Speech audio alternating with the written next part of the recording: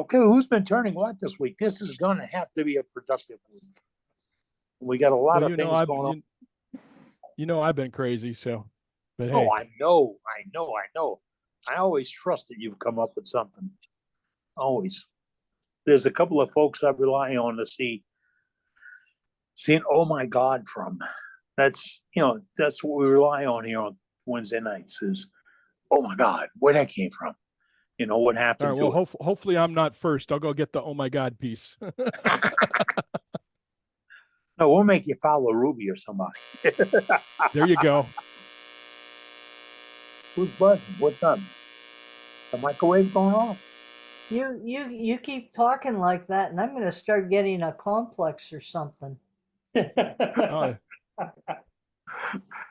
Well, I like Eddie. I like this piece enough that I'm happy to follow Jim Duxbury with it. So, or Ruby. Wow. Now we couldn't afford the fires of degrees. Wow. But that's only if we get to gallery, of course, because Dana's the master of ceremonies. Matt, I'm out of commission tonight. I had cataract surgery done on both eyes, and I just about got one done and had to stay out of dust, and then I got the other one done and had to stay out of dust. And, oh, damn it, I haven't been in the shop in a month. Anyway, I can see good now. So are you having shop withdrawals, Jim? You got it, and I have. Yeah. About a year after I first started turning, I went through one of my fingers with the table saw, and my hand was in it. Well, I got some really cool scars and a good story. But the bottom line is my arm was in a cast for a month and a half. Oh, can't imagine. And the worst part about that was not being in the shop. Yeah, you can't turn with one hand. That's like when I had my pacemaker put in and I wasn't allowed to do anything for 8 weeks. Oh, God. It drove me nuts. Yeah, it's terrible.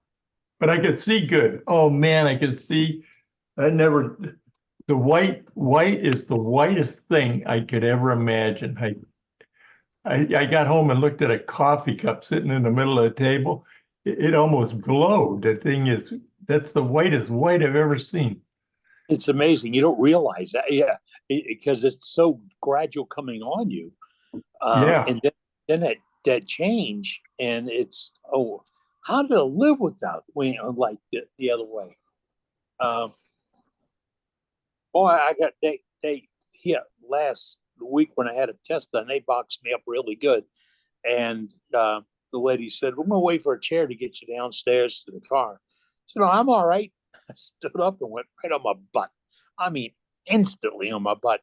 And the lady looked at me. She says, "You want to wait there while we get the chair? Or you want to get up first?" I said, "No. I'll wait right here." And I just sat there, leaned against the wall. She didn't say anything. She came back with a chair and she said, "Okay, we got somebody coming to help you get up." And I looked up and I said, "Thank you." I didn't say I'm going to get up on my own or anything else. Thank you. I just wait. Prove me wrong. Getting up is further up than it used to be. Yeah. They keep asking me. The only problem with you being able to see better is you're going to have to look at me in August. That's fair. See you full blast. You're gonna get the R-rated version, Jim. Oh man, I'm getting prepared. That's good. That's good. Do the little stuff first, and then we'll get the bigger stuff done, right? Yep. Buy yourself some really, really dark sunglasses. Yeah, I had to go. In fact, I had to get all new glasses, all my prescription glasses. What do you do with these things? I got a dozen of them. Now don't do anything right.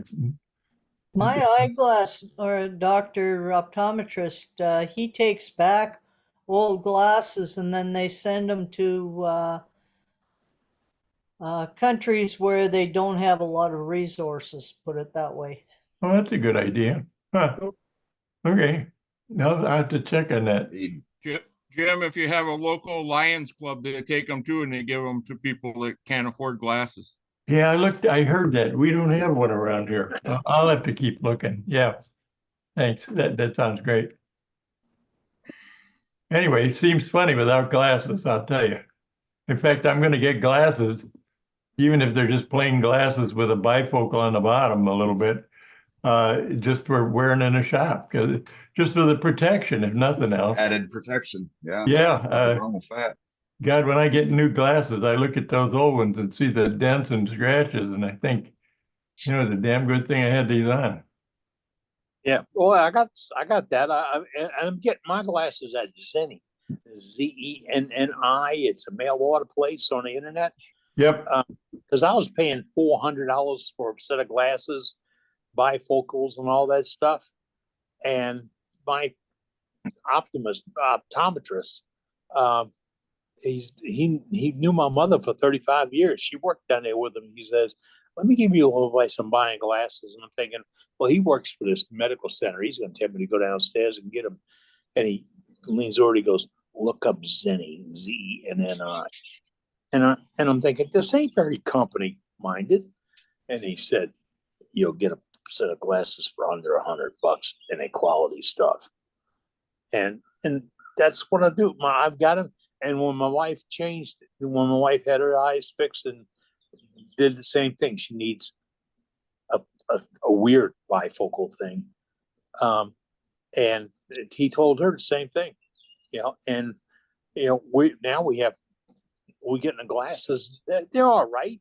They're not exorbitant, you know, they're not fashion friendly or anything. They're simple, but you know what?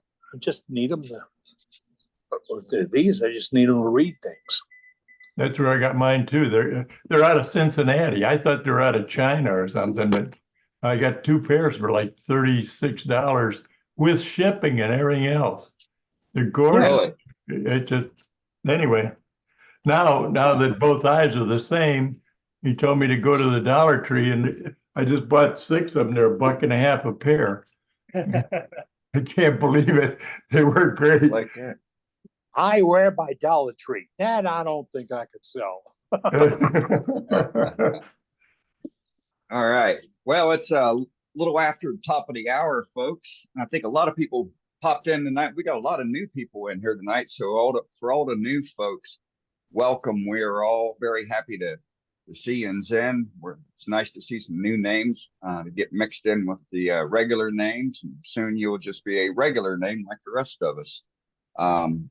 So with that, we got quite the slate here for tips and tricks. Some may be good, some may be repeats, and some may just make you scratch your head and start wondering what you're going to do and which one you're going to build come tomorrow, if not sooner, by getting off of the meeting and running out to the shop to do it then. So I know this guy, Mr. Burt, is ready to show what he's got, and I need to get him on so he can go inside and relax. So Billy. Yeah. We got you now. Cool. Look at that. I'm assuming y'all can hear me and see me all right. Yes, sir. Yes. This is, some of you have seen this already. This is my modified ducks chuck. What I did was I took 2 steel rods and I glued them into this piece. So I cut it in half, basically. The lines don't have to be the same. Jim cut his one side a little higher than the other, and that's fine. But this has been working very, very well for me. The grain runs this way. Those of you may have seen, I had a bit of an incident a few weeks ago.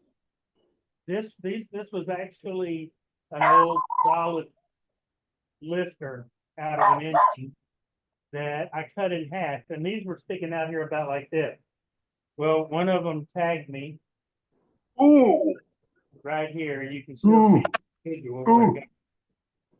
Did you use 3408 on it? Do what? Did you use 3408 on it? I don't have any 3408. Oh, but man. it just took a layer or two of skin off is all. But it created a hematoma. I had a big old goose egg up here for a while. I've still got a knot, but I'm healing well, and these will never get me again. You learn fast. Yes, I do. So that's one thing. Another thing, I don't remember if I've showed this before. This is an old piece of a laminated cabinet. The house I was living in when I was up in Ohio, I decided to remodel the bathrooms. The bathrooms both had plywood cabinets, custom made with this laminate on it, and it needed updated really bad. So I took them out, but being the hoarder that I am, I'm not going to throw good wood out, and especially this stuff that's got this laminate on it. So what I did was I took a piece of it and I cut it. I turned it on the lathe, and I cut rings every half-inch. And what I use this for primarily is when I'm doing segmented work. I will hot glue my rings that I make, my segmented rings, one at a time. I will hot glue them on here on two spots. And this is tapped and threaded to fit my live center. So I'll screw my live center in here and put it in the tailstock and bring it up to the piece that I've got chucked up over here in the lathe. And I'll keep it under pressure until it's dry enough for me to pop it loose, and then I can do the other ring. If I don't want to use this, if I want to use it over here for some reason, I've got a dovetail on it on the back and I can chuck it up. This thing has come in really, really handy for the last, when did I do this? 8 years ago. Billy, we need a couple pictures of that and a description for the newsletter, please. Yes, sir. I can do that. That's a fantastic idea. I'd love to get that spread in the newsletter. Thank you, JJ. So I've been wanting a 12-inch disc sander, and I didn't want to buy one. Somewhere, a garage sale or something, I found this 12-inch aluminum platter that was off of a disc sander, and it had a metal thing screwed onto it back here, or riveted. And so I drilled the rivets out. I made me a faceplate. This also is threaded to fit my 1 1/4 by 8 spindle. And I just glued, I think using hot glue, spray adhesive, 3M. I glued some 100 grit to it, and it screws right up to the tailstock, the headstock spindle, and I've got a sander. It comes in handy. Blades can be used for any number of things. Indeed. Y'all saw the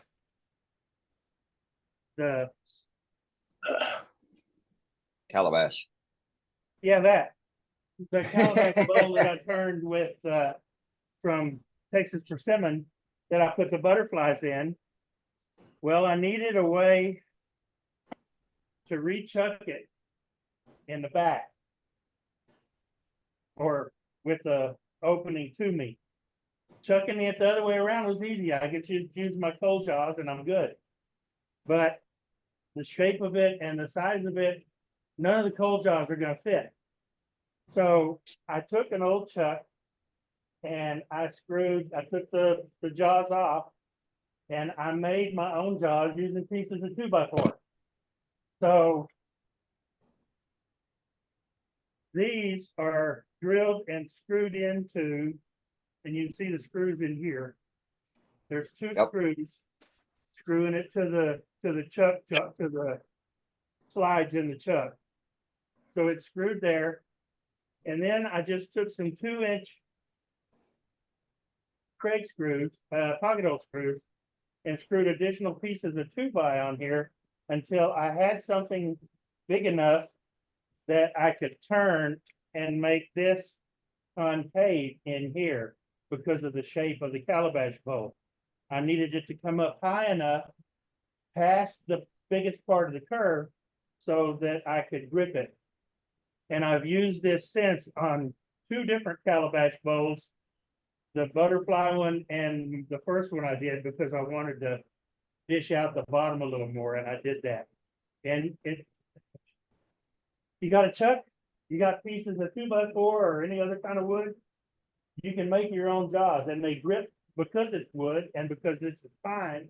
It's softer than either of the woods I was turning, and it didn't mar them or the finish on them at all. So you can make your own chuck jaws easily enough.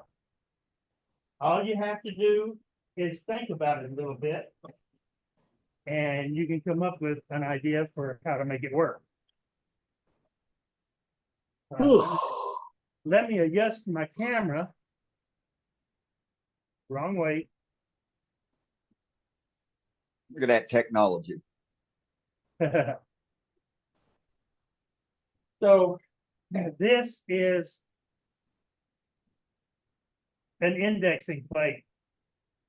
It's 1/8 inch. Basically it's hardboard. It's wood grain hardboard. It came off the, I don't know what it came off of. I think it came out of a baby bed, but I'm not sure. Yeah, the end panels of an old baby bed, maybe. And what I did was I printed, or I downloaded the file from our website, from Worldwide Woodturners. This file is out there, and it's got 1, 2, 3, 4, 5 sets of holes, and I don't remember how many they all are. But I printed it, I burned it on my laser, and cut it out, and it fits absolutely perfect for these. Get it up in here. For these spring pins that I got off Amazon. The end of this is a perfect 1/8 of an inch. And so I screwed it to an old kitchen spoon, one of those big kitchen spoons. Well, it had started to rust, and my wife was complaining about it. So I knocked the plastic handle off, and I took my angle grinder and I cut the spoon part out of it, hammered it flat, and I get just enough spring out of this to be able to put it Great idea. in this block. This fits perfectly between my bedways. Let me get my thing out of the way here. This fits perfectly between my bedways, and I just slide it to the back. It doesn't move. I put this in here, put it in the hole that I want it in, and I'm solid. So you don't have to spend a whole lot of money on a way to index your lathe. Oh, and there's magnets under here to keep it down. Our old buddy Scott Tagg made me this. This is, let me switch cameras.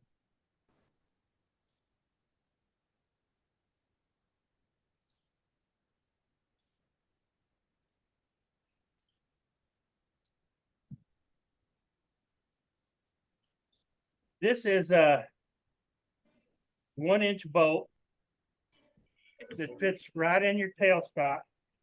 And what you can do with it is you can mount your chuck in it, and you've got a carving stand instead of buying one of those really expensive ones. And you can, and this bolt, this bolt, this is a 3/4 by 16, I think, right? And Yes. 3/4 by 10. 3/4 by 3/4 by 16. Sorry, 3/4 16. Gotcha. fine thread, 3/4 16.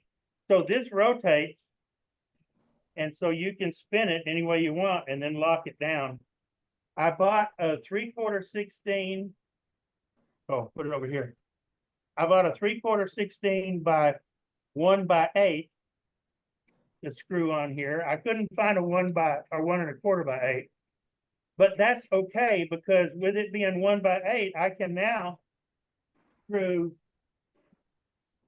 my smaller chucks, my 1 by 8 thread chucks. I can screw them on here and I can use them. These are the ones that fit in my 10-inch Delta. And if I want to use a bigger chuck, I've got a 1 by 8 to 1 1/4 by 8 adapter, and it'll take my bigger chuck. And so now I have a carving stand that I can position any number of ways and turn things around and do any of the carving that I want to do standing right here at the lathe, so I don't have to worry about tying up bench time. And this thing is the cat's meow. So thank you, Scott. You're welcome. I think So Billy, think does that they- mean we're going to see? Billy, does that mean we're going to see some carvings from you in the near future? maybe. I've already done some power carving on some things, but yeah, I have some ideas. I also have been interested in making and doing fluted stuff. So I had this piece of, well, it was a melamine shelf is what it was. And so what I did, let me go back to the other camera.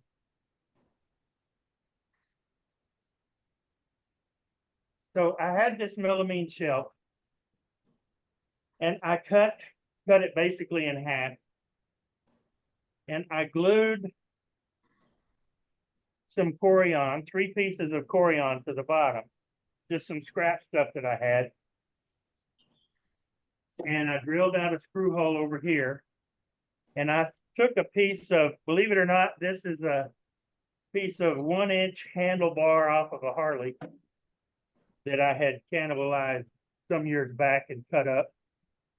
And it fits perfect right into my tailstock, or into my banjo.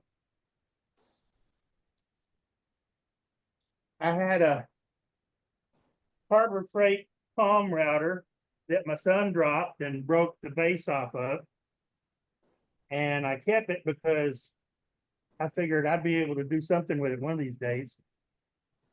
And similar to the Ducks chuck, I just took some oak, drilled a hole in it, cut it in half, and screwed it back together, and it holds that router just great.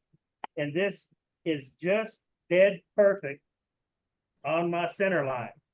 So I can put any number of bits in here, and with a bowl or a vase or whatever in here, if I've double stick tape a template for the bowl or the vase or what I want to do, I can cut me a quick template, double stick tape it to this melamine, and I can now flute. It won't do spiral flutes, but that's okay. One thing I can do though is I can stick a piece of 1/2 inch or 3/4, probably 1/2 inch, and I'll use Corian under here, and that will let me route, if it's the like outside of a bowl, I can route a little bit off center and it will give me kind of a spiral looking ray. So I'm looking forward to using this a little bit more. I did use it in the my Holy Grail with an E that I showed last week or week before last. And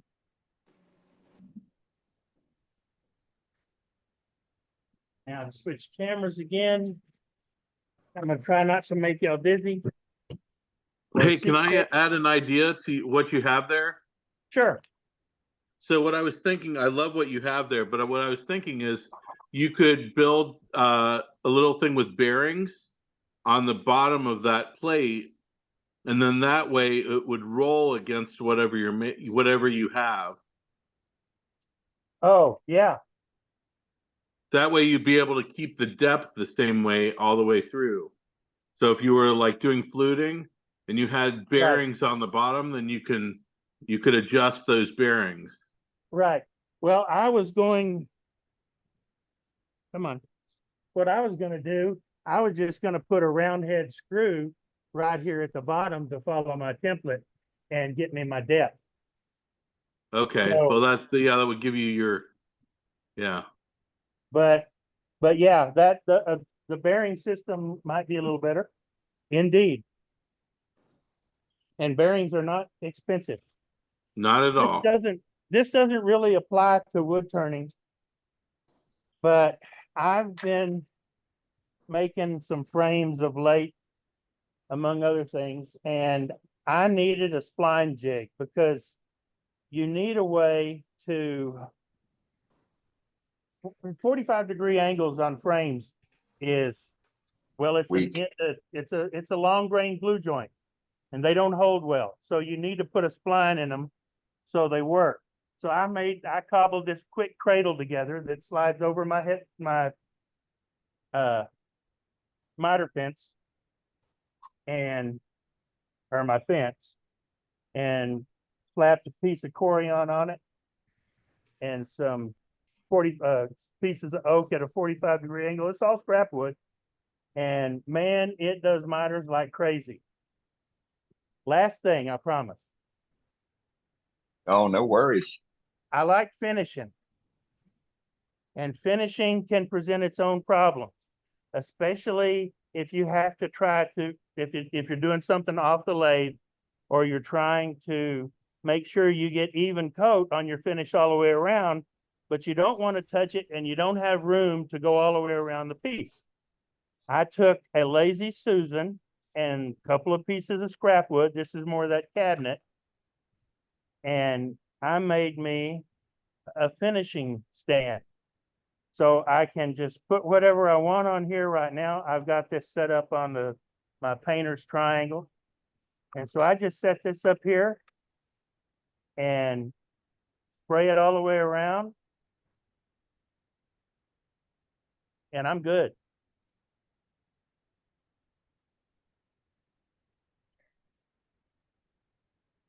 Great idea. Great ideas all around. Thank you. Thank you. Very neat. So that's me. Oh, you got one more, Billy. Oh, what do I have? You got your inverter protector. Oh, this little thing over here. Let me see if I can zoom in on it a little better.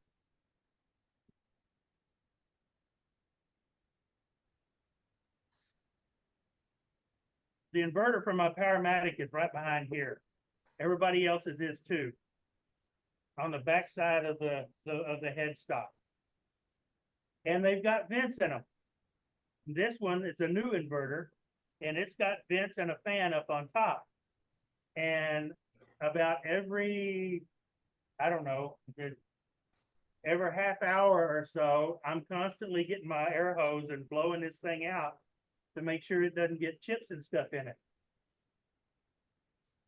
Dane gave me an idea about cobbling up something to put over this so that I don't get chips in it anymore. And what it is basically is just a piece of cardboard that I cut and shaped and hot glued in place so it's easily removable. And this has worked a treat, keeping the dust and shavings out of my inverter. Works like a charm. It does. Works really nicely. So thank you for that idea, sir. I appreciate it. You bet. And I think I have rambled on long enough. Awesome stuff, Billy. Go back Thanks. up to the house and get comfortable now. Oh yeah, I'll come back in when I get up there. Okay. Thanks, Billy. Thank you. Billy. Thank you very All much. right. Let's go to Mr. Rowe, the professor, because he is going to show us how to do something with a quicken tip. I have some professor hair going on. There you go, the mad professor hair. All right, give me just a second. I'm fixing my cold jaws real quick. Is there one more person that's got a tip and trick before I go? Yeah, let me see if Mr. Dawson has a tip or trick here. All right. Yeah, give me another, I don't know, a few more minutes. I should be ready after the Okay. next person. Al's not here. Oh no. Al, you got it. What's your tip or trick?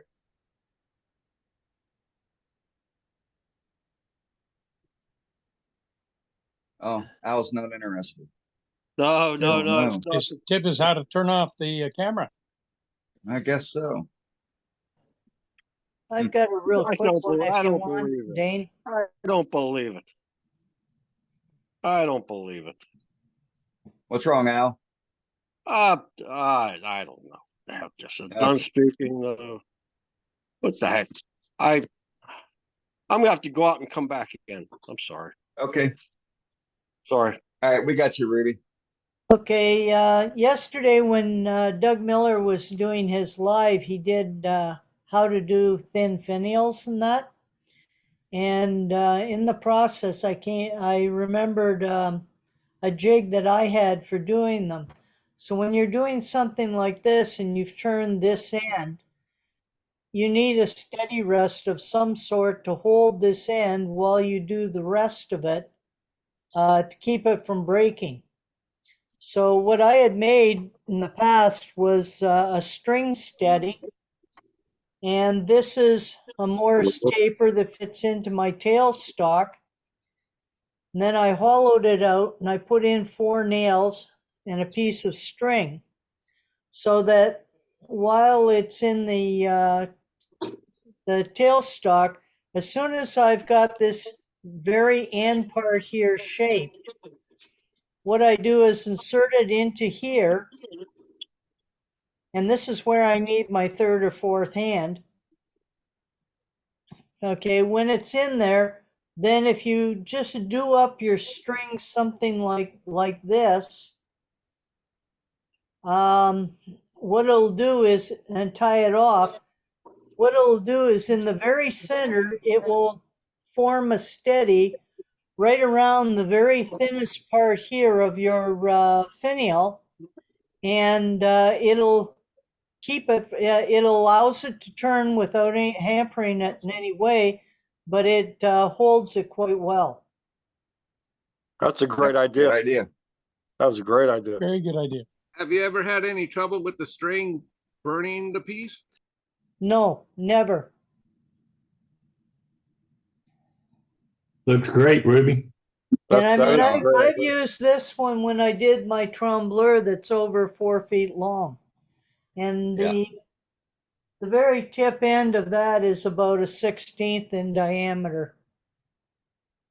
What kind of string you got there then? Just ordinary string like you would tie something up with, preferably not people. Not nylon, cotton. No, it's just a cotton string. Yeah. Okay? Good. Very good. Thank you. Very good. Thank All you. right, Al, we're going to come back to you. Yeah, that's fine. I'm sorry. You no go? Oh. I thought you were going to come back to me. You were going to go back to the other gentleman. Are you ready for me now?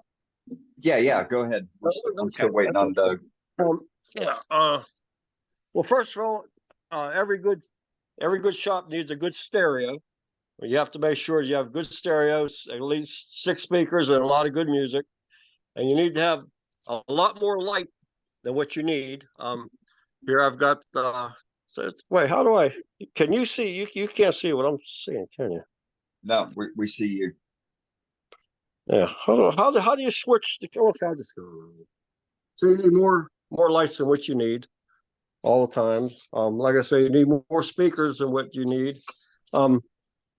There's a few things that, well, first of all, I want to explain to you that your shop will only be as good as you stay on top of things.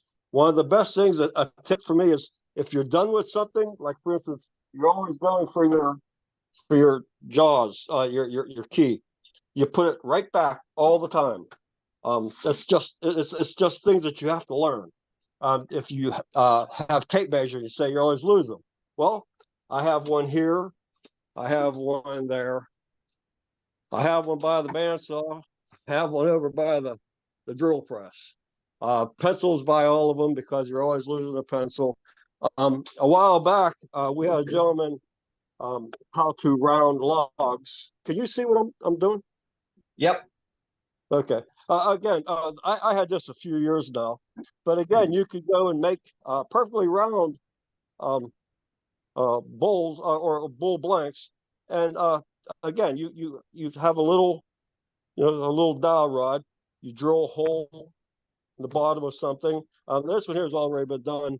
I knew that I was going to be holding the camera, so I knew I wasn't going to be doing a lot of work with it. But there's things like that it's a very nice jig.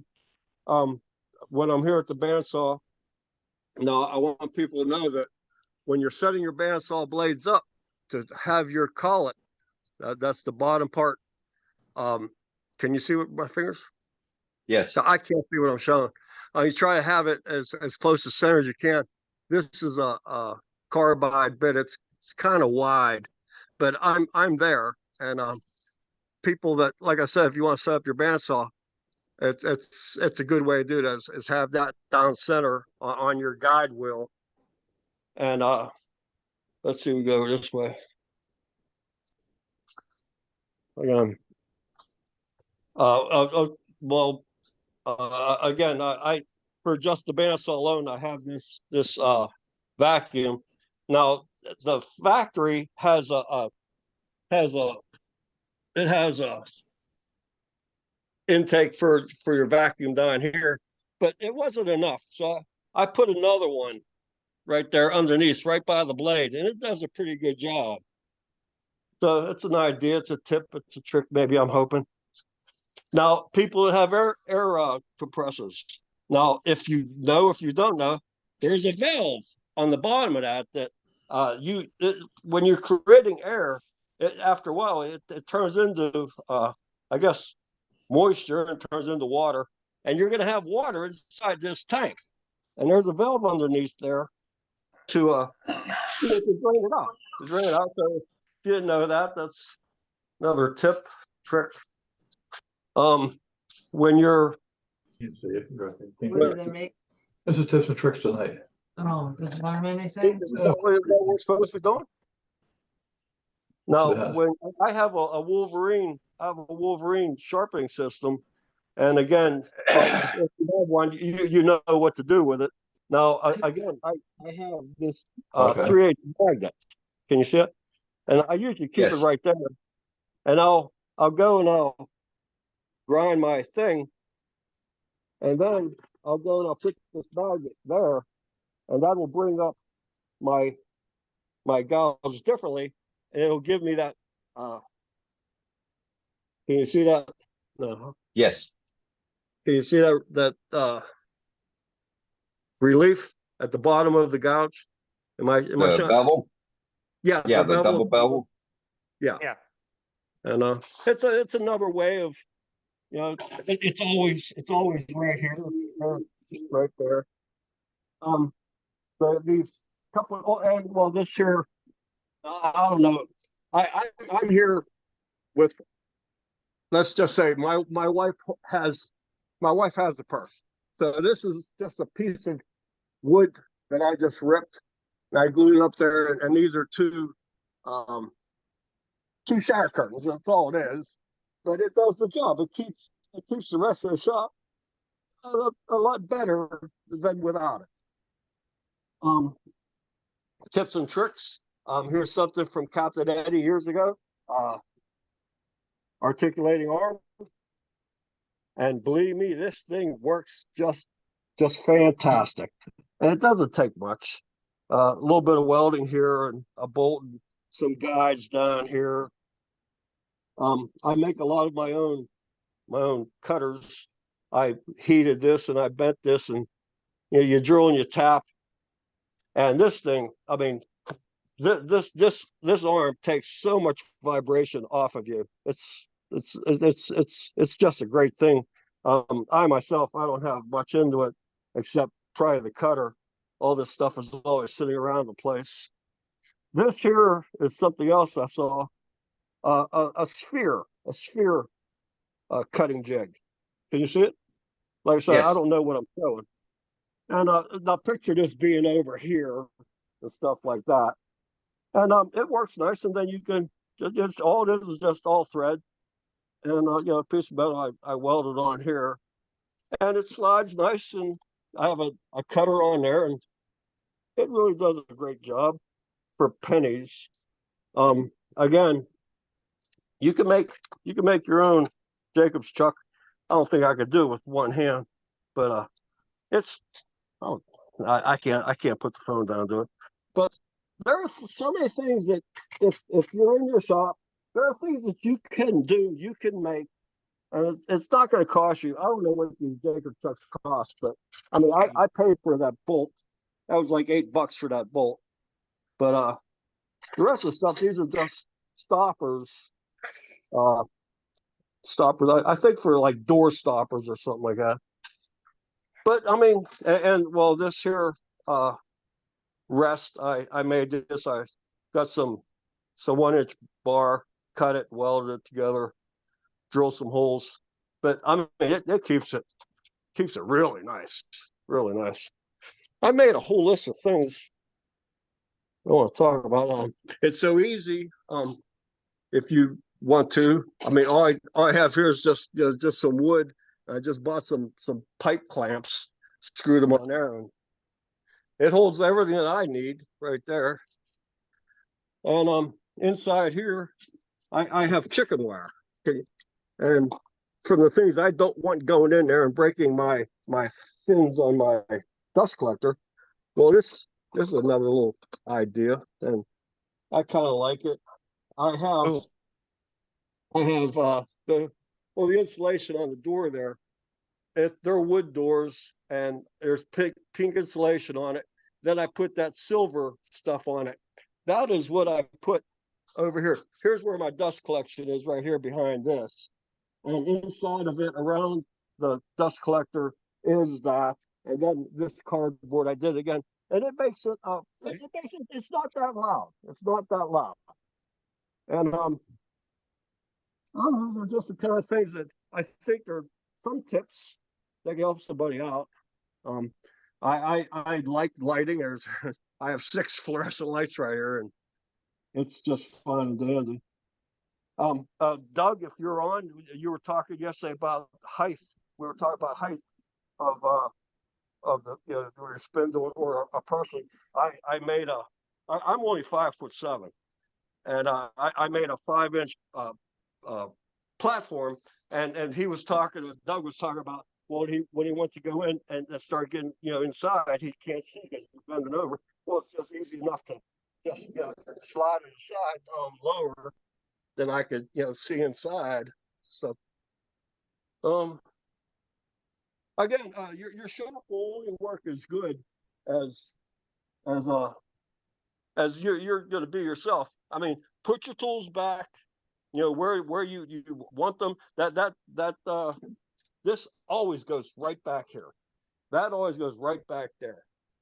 And if you keep practicing doing things like that, your shop will run a little bit smoother. I'm digging that spear jig, Al. What's that? I said I'm digging that spear jig. Where are we talking? You on your lathe. Spear cutting jig. Your spear cutting jig. He likes your spear cutting jig. Yes. No, to your right. For Yeah, cutting yeah, that right there. I'm sorry. Yeah. I mean, it's so simple. I just have a plate here, a bolt. I mean, it's underneath here. It's I got some guides, and all I needed was just this little clamp. It doesn't move, and it works just fine. There's also you can make so many things. Like I said, I just have the one hand here. Here's a funny rest. And here I bought some wheels off of there. There's a place here. It's called play it again, and you could go and buy used parts or used skates and stuff like that. So I got some used skates, but sure, they got lights on them. So kind of cool stuff. Hey, Al, I got a question. Again, I like making a lot of my own tools. People talk about the #1 hollower. This is one of my grandpa's old crowbars. And the thing weighs about 1.5 pounds. And I cut this off, drilled, tapped. I think I paid for this, but this thing here, I have to hold it back or else it'll go right through the bottom of the bowl. I bet. Another crowbar, another little a flatter jig. I don't know if I'm showing if you're seeing anything. Yeah, you're showing it. But, Yep, you're showing it. There are so many things that you could do. You don't have to spend hundreds and hundreds and hundreds and hundreds of dollars. These things out there, they don't look like I spent hundreds of dollars, but they work just like if I would have spent it. Yes. Cool. The insulation you got on your garage door, how did you get it to stick on there? I did the same thing, but It's wood doors. Wood doors. I stapled it on. You're the wood. Okay. All right. And another thing, you know, space is always, that's a big thing. I made little posts like this all over job sites that I've been on forever and ever. You could make a stand like this, and then you still have some spaces that you could maybe want to put something in. And it's still not, I've got, now I can put something in it, and it didn't take away from anything. So I do that there, and I got one over there. And like I said, we want tips and tricks. These are a couple of things I've come up with that I hope, maybe somebody likes some of it or get some idea. Outstanding. You don't have to spend tons of money. If you like working with your hands, there's some ideas, So for sure. Anyways, thank you very much. Very good. Thank you. Thanks, Al. Thank you, Al. Thank you, Al. Thanks, Al. Good. All right. Now let's go back to Professor Rowe. Oh, good. I didn't miss him after all. All right. We got you, Doug. Okay, so every time I show this, people all get a kick out of it. So we all need to blow our nose in the shop, but the shop floor looks like that, and then our box of tissues and the blue paper towels get too expensive to blow our nose with. So we just put our tissues inside the little cardboard box. Then I have clean tissues every time. All right. You were talking about making tools. This is the first bar I ever bought from a guy. Some of you may have heard of him, Captain Eddie Castellan. First bar I ever bought from him. No idea what I was doing. He said, if you're not comfortable turning your own handle, get a wheelbarrow handle, a closet rod, something. So I got a closet rod. Shh, don't tell my wife. Our closet rod might be a little short now. With my brass ferrule right there from the hardware store. So that was all courtesy of Captain Eddie Castellan when I first got into wood turning. I'll keep that forever.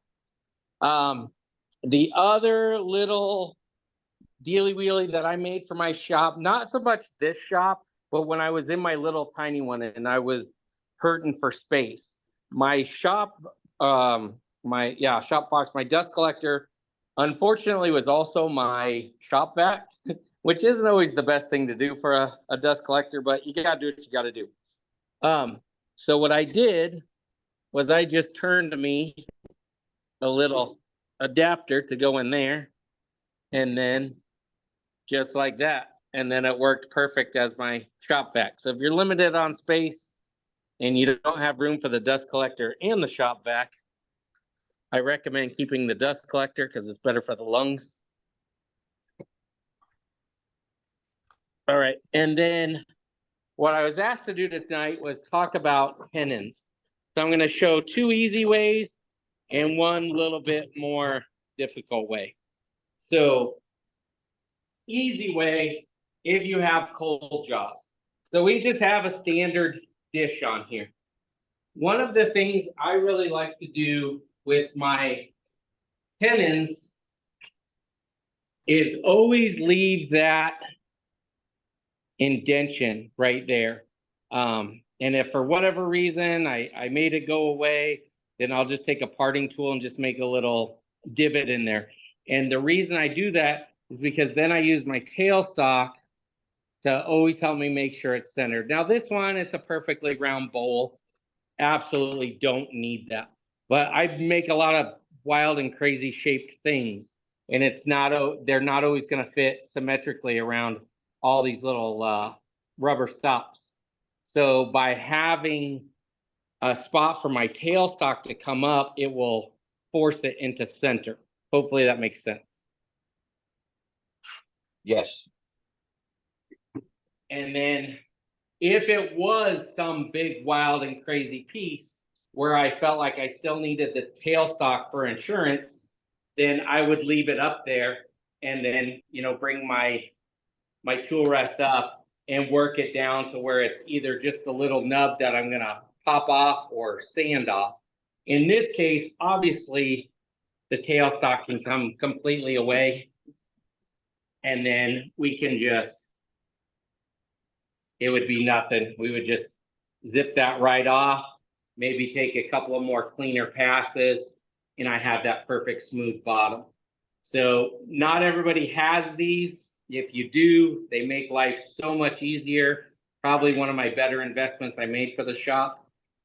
So when you're trying to figure out what the next thing to invest in, highly recommend Cold Jaws. Any questions about that quick one?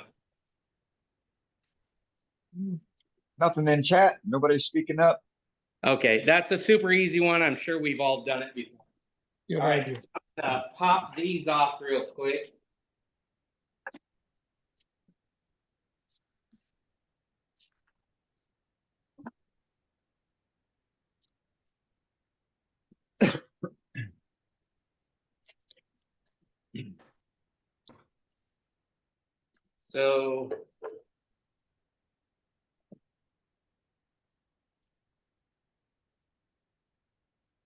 So now we're going to go with something crazy shaped. Okay. So we're working a winged vase. We had made our tenon. We put it in our jaws. And now we're all finished. This is not finished, but it's what we call close enough for demonstration purposes. So how in the world am I going to get rid of that tenon? That's not going to fit into Cold Jaws. I'm not going to get that on a vacuum chuck. I'm not going to be able to reverse chuck it. So what we make is a jam chuck for that. And we'll actually make the jam chuck tonight. And then at the end, I'll show you another easy way to get rid of the tenon.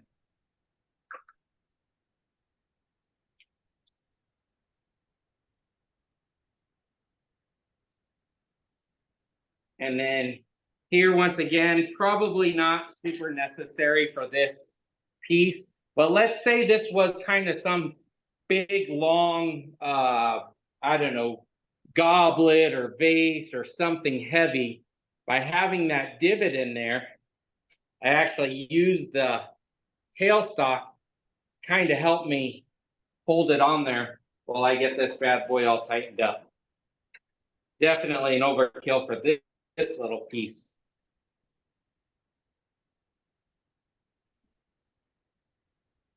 It's a pretty piece of log you're fixing to cut up. It's honestly, it's not. It's Arizona ash, and it cracks super easy, and it makes me say a bunch of cuss words. Oh.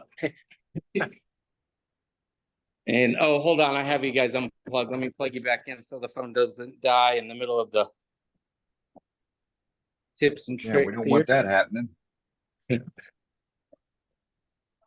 So, and again, I kind of just cranked out this wild and crazy piece because I was limited on time. I thought I had all day, and then my wife gave me other instructions. So in this case, it's just 2 Forstner bits. You can probably see the little ledge in there where I stepped it down. But if this was a real piece I was making, then this would all be turned down. I'd have a nice wing right here. This wing, I'd probably try and concave that in here a little bit more. And then it would gradually go down. I'd get rid of that ledge. but for tonight's purposes, we're just going to leave it. So essentially, I have to turn me something that I can then, well, literally jam that back on. And by having the divot right there, it helps with the tailstock to show me right where to push it on, and everything stays nice and centered. So let me just turn a cylinder down here real quick. What would have been smart is if I'd have remembered what size portion or bit I made, then I could have just set my calipers. But I didn't do that.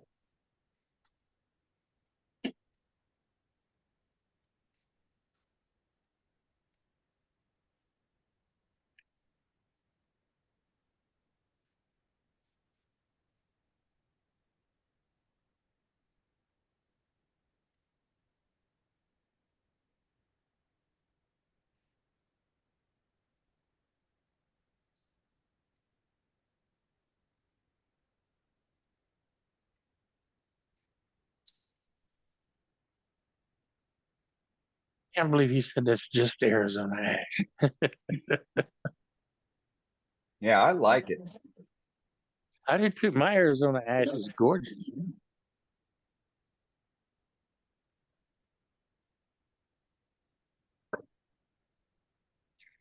We're not making pretty cuts right now. Hog that stuff off.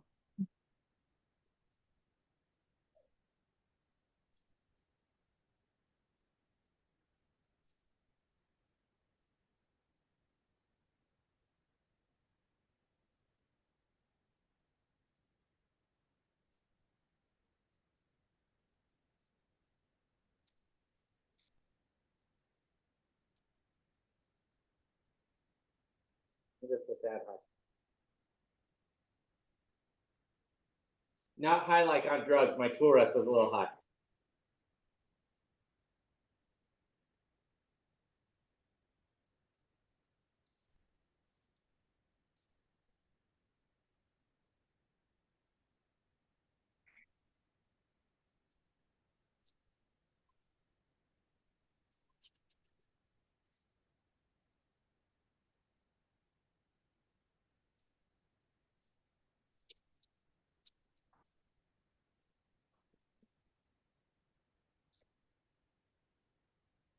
All right, now I'm just gonna check that real quick. See if we're anywhere close. Probably still a bit fat. Yep.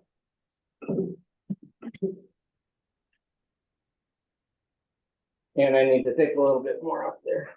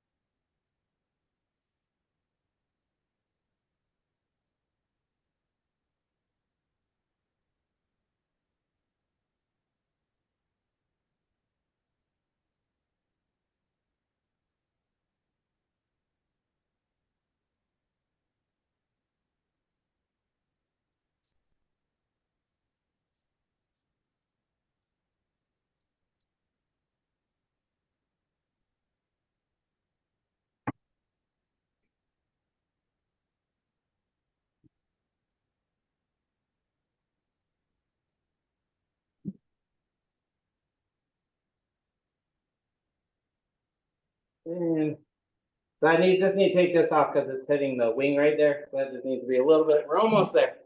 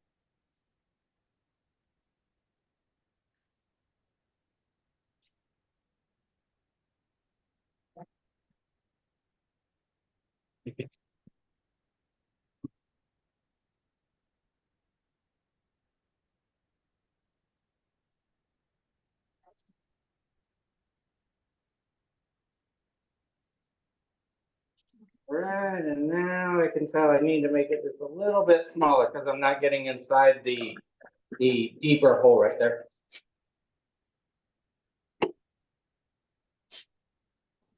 But it's not bad, pretty close.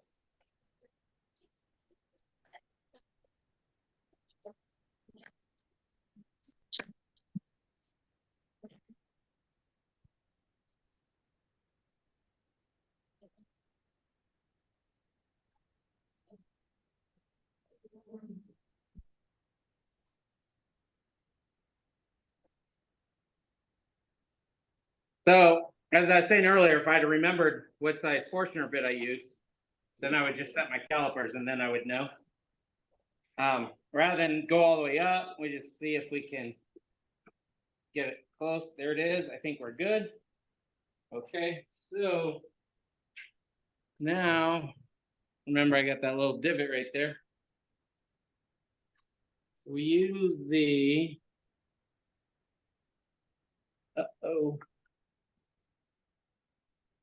ladies and gentlemen, it's a demo, so something's got to go wrong. And it's, okay, it's because I'm still hitting right there. Ah, hold everything. I'm not quite ready.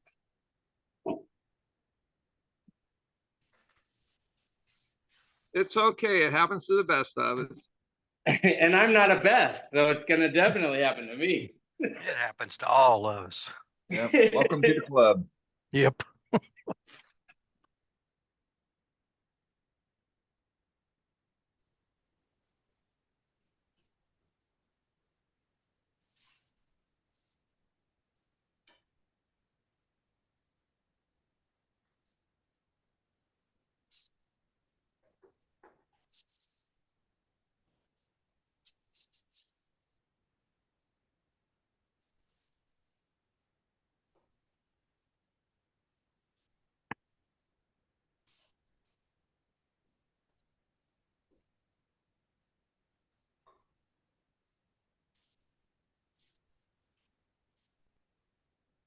Unless I took it off of there, maybe I did, and I just don't remember. Hey, no, oh, there it is. Now it's gonna work.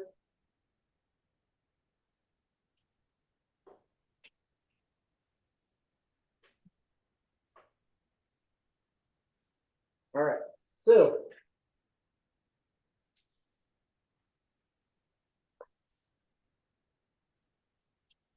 let me see. So as you can see, the bottom of this potential vase is not round.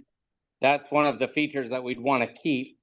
So rather than just slice it all the way off and then keep working up till we find a complete circle, we want this weird shape to stay part of it. So we're just going to work on taking this off, but ensuring we have a flat bottom. And let me see if I can get you guys a little closer.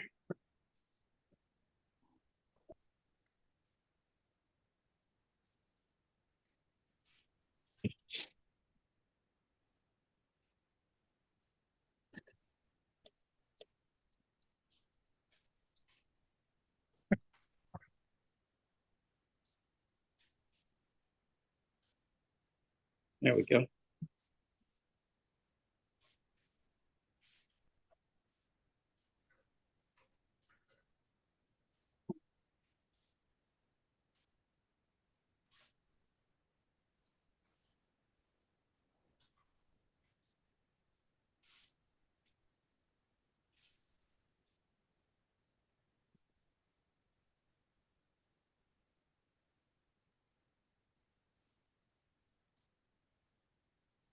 And so now we'll just work our way until we know we have a symmetrical bottom.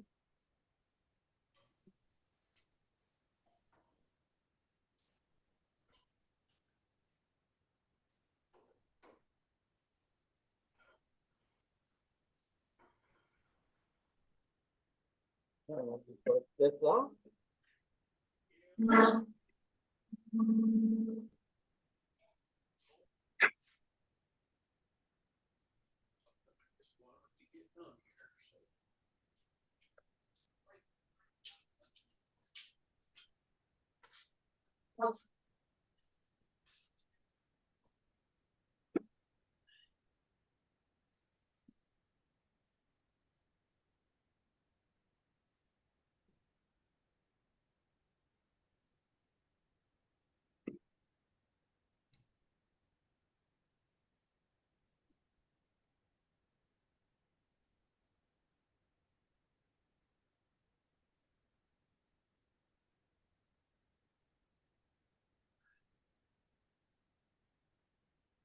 If my jam check Always is getting there.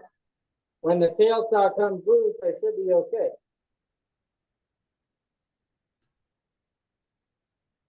But I just got shaky, so it's not.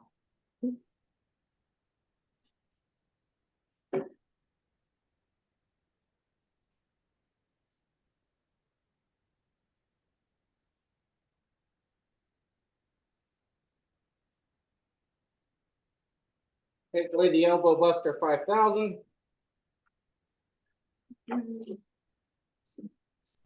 And turn our speed back off. And we're gonna see if my jam truck is good enough. Stay out of the line of fire.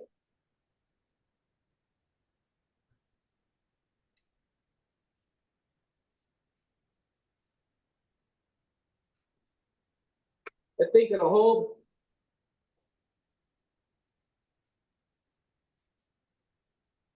Maybe.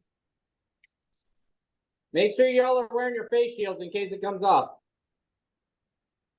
And standing off to the side.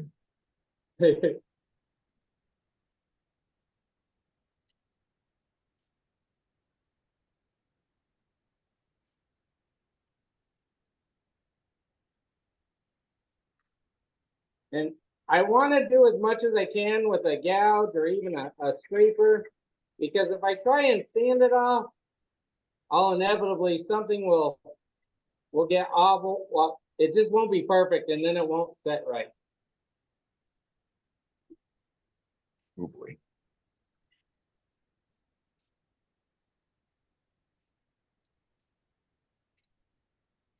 Oh, I think it just slipped on me. Yeah. But anyway, you get the idea. So Yeah, that works. I'm trying to make a better jam chuck. And then I could take this all the way off, and then it would sit level. So if Great you want to idea. make great shaped pieces, there is a way to get the tenon back off. And then so let's see, summer is pretty much here, which means fall's coming up, and we're all going to make snowmen here again pretty soon and relearn how to use our skews and all that good stuff. So a lot of times what I like to do when I'm doing a spindle turning and it's in the chuck with a tenon is I'll actually just turn that all the way off and just catch it in my hand. And that way I know I'll have a good clean bottom. Like anything else, if you don't feel safe doing something, then don't do it. Don't go sticking your fingers in there if it doesn't work for you. But I'll show you how I take it close and would use a saw. And then I won't use the saw all the way through, and then I'll show you how I just part it off right in my hand.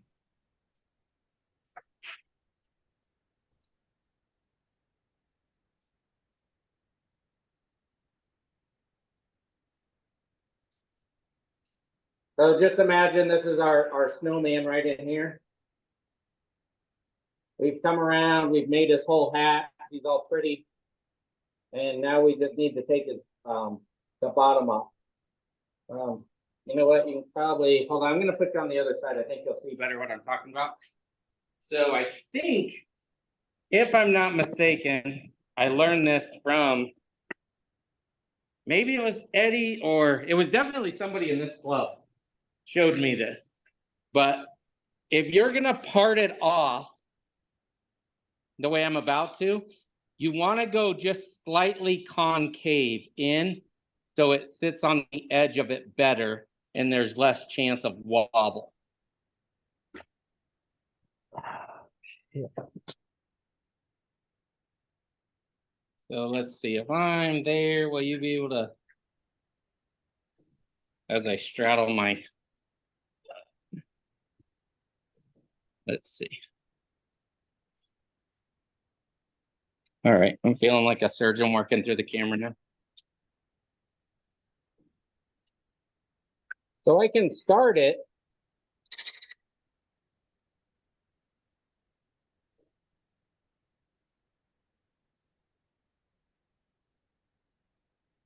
Okay, always give yourself a little relief cut so the parting tool doesn't get caught in there. And then what I'm saying is, hold on, I gotta back you guys up just a little bit. I'm actually, let me see it. I'm gonna go in, I'm gonna exaggerate it first. I'm basically going in this way. Just not that extreme.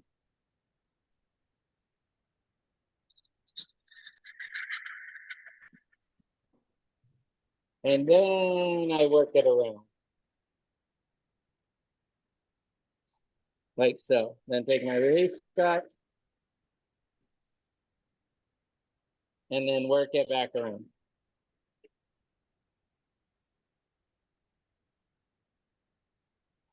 Okay, so here's the part where if you don't feel comfortable, then you just move the tool rest away, get your saw. You saw it off, and then you just take it to the sander, sand it up. To save a little bit of time. And now I am going to put you guys back on the other side.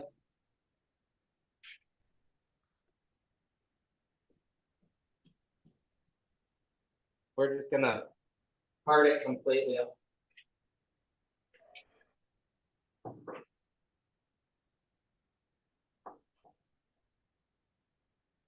I'm going to give myself a little bit better relief cut here.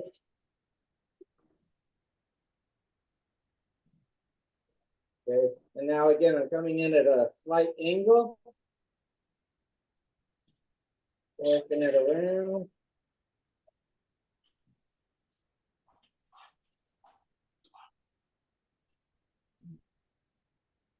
A little bit more relief cut. Work it around, adjust my light so I can see it better.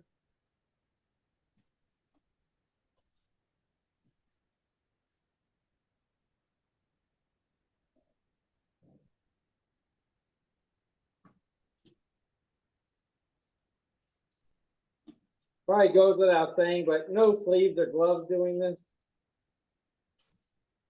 No jewelry, no long hair, because I'm right on top of it. And I still didn't get a perfectly clean cut. We'll blame it on the Arizona ash. But the harder the wood, I think the easier it is to do. So I did still wind up with a little nipple I wanted to show you. But especially when I'm doing this with like mesquite, making mesquite snowmen or whatever, I can just take that right off. And so any questions about tenon removal? No, unless someone else does. Not And then- today. That's pretty good. Here's the one question I get, or I've gotten: when to use a tenon, when to use a mortise. Most of the time, I say up to the wood turner, whichever one you feel more comfortable with. There are times where I will tell somebody use a mortise, not a tenon. If you're gonna turn an end grain bowl, which I don't have mine out here, I just turned a huge one a few days ago, but it's in the house. I definitely used a mortise because it was it was an end grain bowl.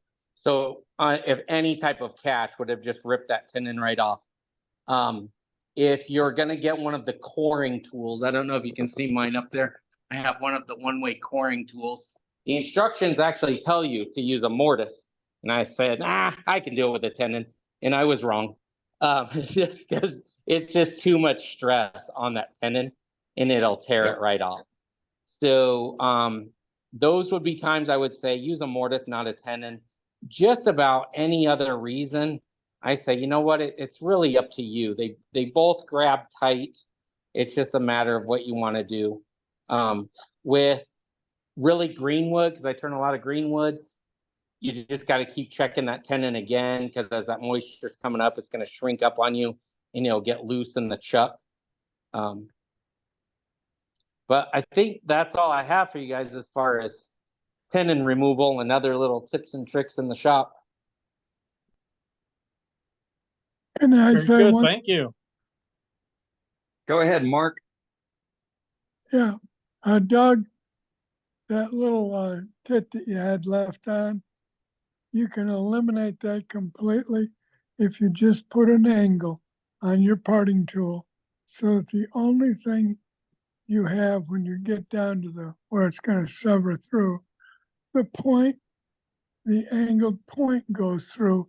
You don't have a flat tool that creates a little tit. Okay. It'll cut it off clean. Well, thank you very much, Mark. And once again, that's why I love this club. Indeed, indeed. Thank you very No, much, Doc. Professor Rowe. Dan? If I may, I have a few corollary tips. First of all, there's several people in the chat who are talking about having a non-flat parting tool to do it the same way as Mark was talking. I'm one of those people. Also, when I make snowmen, I make them in two pieces, a hat and a body. And if you put the tenons on the parts where they're glued together, you don't even have to get real clean with cleaning off the tenon.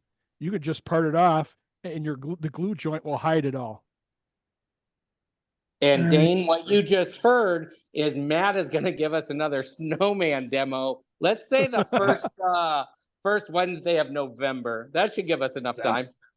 That's too late, guys. Let's do it in October or September. All right. I like October. No worries. And we dime each other out in this club. I love that too. All right, Martin, what'd you have? I was just going to pick up on the cutting with the parting tool. I know what Mark was saying there. Just to remove the nib was what I was going to mention. But also with a parting tool, when you're parting in like that, you did yourself a recess. So you went in with your parting tool and instantly told everybody that they need about another parting tool or half a parting tool to give it some movement, some room. Right. Yeah. Yeah. He did. Yeah. If you make that cut with that parting tool and allow the recess, but then when you put your finishing cut, only use half of the parting tool to make that finishing cut, you will get a very, very clean finish on the item that you're creating. You'll get a rough cut on the bit that's staying in the chuck, but the item that you're finishing, so whereas Doug, he went in with this parting tool and then went to the chuck to give himself a little bit of space. If he'd have gone in the other side and he'd have cut the larger part nearest the chuck and then did a finishing cut only half of the tool down the outside edge, it would give him a much better, cleaner cut on the base of whatever he was taking off.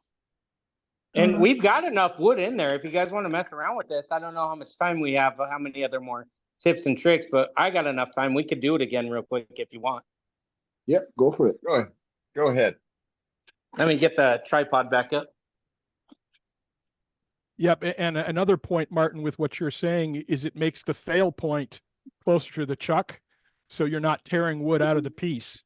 So if it breaks while you're doing that, the fail point is the thinnest part.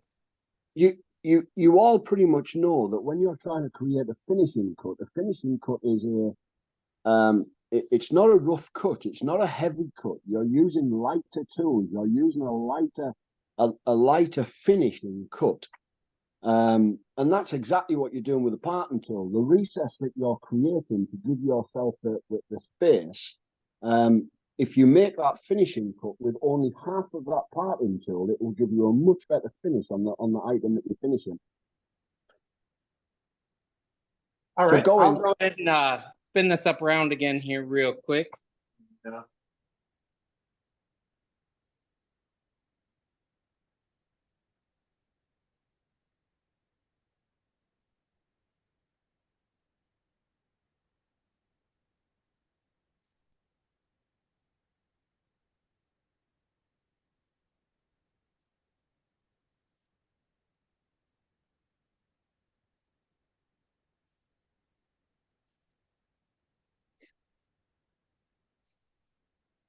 Let me back you guys up just a little bit. You're in the way, and then I'll bring you back.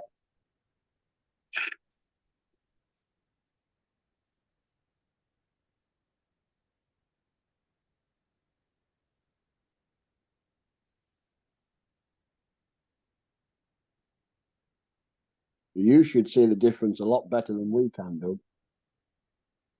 Okay. So back to standard parting tool. Yeah. And so we want to make a bigger relief cut closer to the chuck. Is that what you're saying? Yeah, you can literally go in with a parting tool closer to the chuck. Okay. In the same way as you normally would. About right there? Yeah.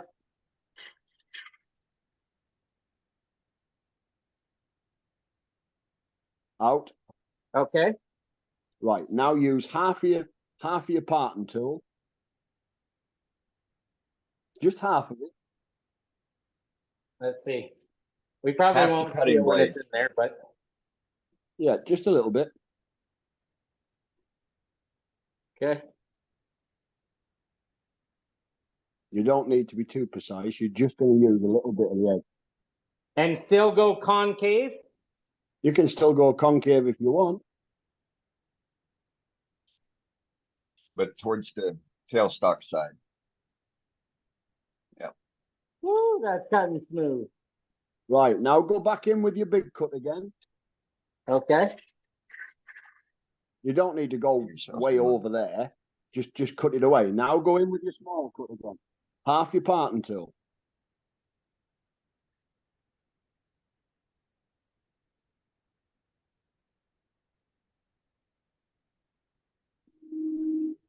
And your big cut.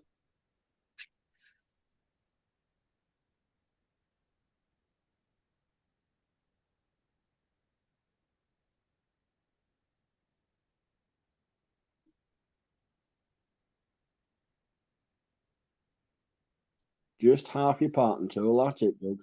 Straight through all the way to the middle.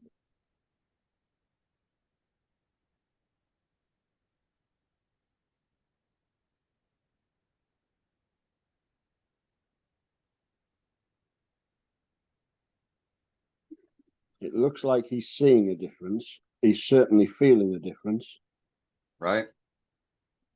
You see the difference with the chips coming off of the cutter as well.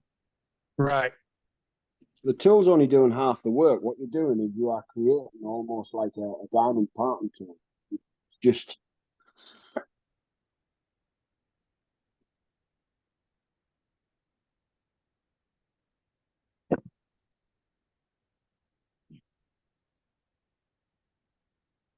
he's now having too much fun because it really should have been off there by now. Okay, here we go. I really like the diamond parting tool. You know what? I might have a diamond parting. I don't know if I have one at the ready. Dun, dun, dun.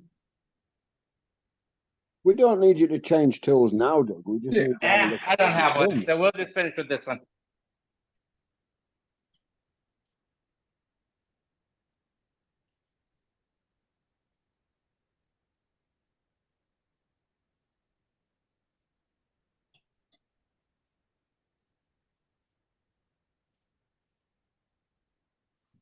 Ah, I still got the nipple. I was closer. And what's It's the the finish ash. like? You'll have the nipple, but if you look at your cut going down the side, it's a whole lot smoother. Oh, it is way smoother. Here, I'll grab the other Yeah. one. We'll compare the two. You're not tearing out the fibers, you see, with a 1/4 of an inch tool. Yeah, so this is using the half the tool. That one's using the whole tool. Yep. Much smoother. But it's terrible wood. I can't change that for you. I can only give you advice. It's great sacrificial wood for jam chucks and things like that. No such thing as terrible wood. That's true. I did make a winged vase that somebody bought from me out of it, so I guess I can't complain too much. Oh, that was a lot of fun. See, I give a tips and tricks, and then I get a free lesson from Worldwide Woodturners. Can't beat that. Right? No, you can't. All right. Thank you, You Doug. guys did charge me double the amount that I paid the last time I got a lesson, but Yeah, you should have got the check in the mail already. I'm pretty Well- sure I sent all them checks out to everybody last week. Thanks for having me, everyone. But unfortunately, my kid's got an emergency at his house, and that his water heater broke. So I've got to get over there and see if I can fix the water heater. But hopefully, I can be back before you guys are done. All right, sounds good, Doug. Appreciate it. Thank you. Thanks. All right, let's go over to England and see what Mr. Hannaby's got for us. Oh, Paul fell asleep. Paul, wake up, Paul, wake up.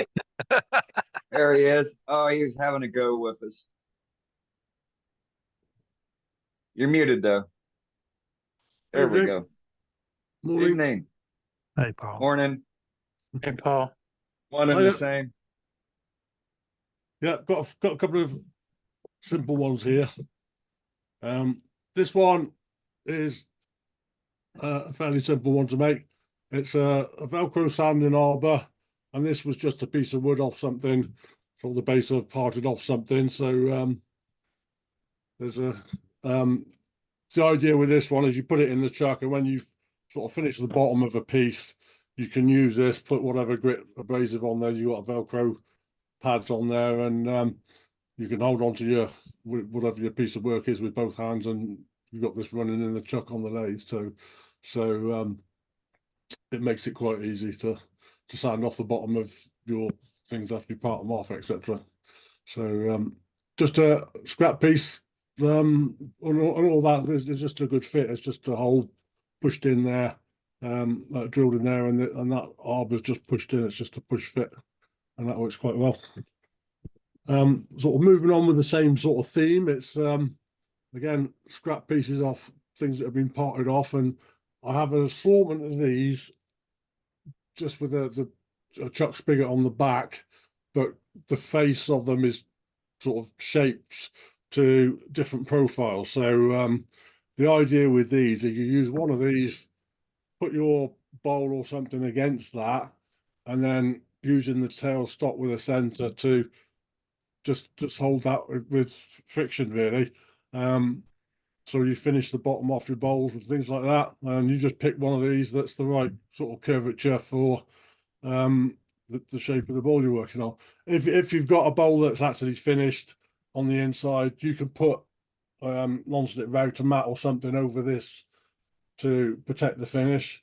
So I usually have a sandwich of non-slip router mat and a bit of sort of kitchen paper as a protective sort of surface for the inside of a bowl. So I use it for that. I also use these when I've part turned a bowl, left it to dry, and try and put it back on the lathe. I can use this because the bowl's obviously gone out of shape, the spigot's all gone out of shape. So you can put that on there, and with an unfinished bowl, it doesn't matter too much about the finish, does it? So you can remount the piece of wood to recut the spigot, etc., to make it all round again before you turn the rest of it. And one other quick and easy one, that one. Just a block of wood with some saw cuts in it. And the idea of that is you just put your sheets of abrasive in the slots, so it keeps all your abrasive in one place. So just a quick and easy way of keeping all your abrasive in one place and in order, and just keep one of those by your lathe. I love it. Use it every day. Fabulous. Yeah, so I can't remember where I got this idea from. It wasn't mine. I made Great that a long idea, time ago, Paul.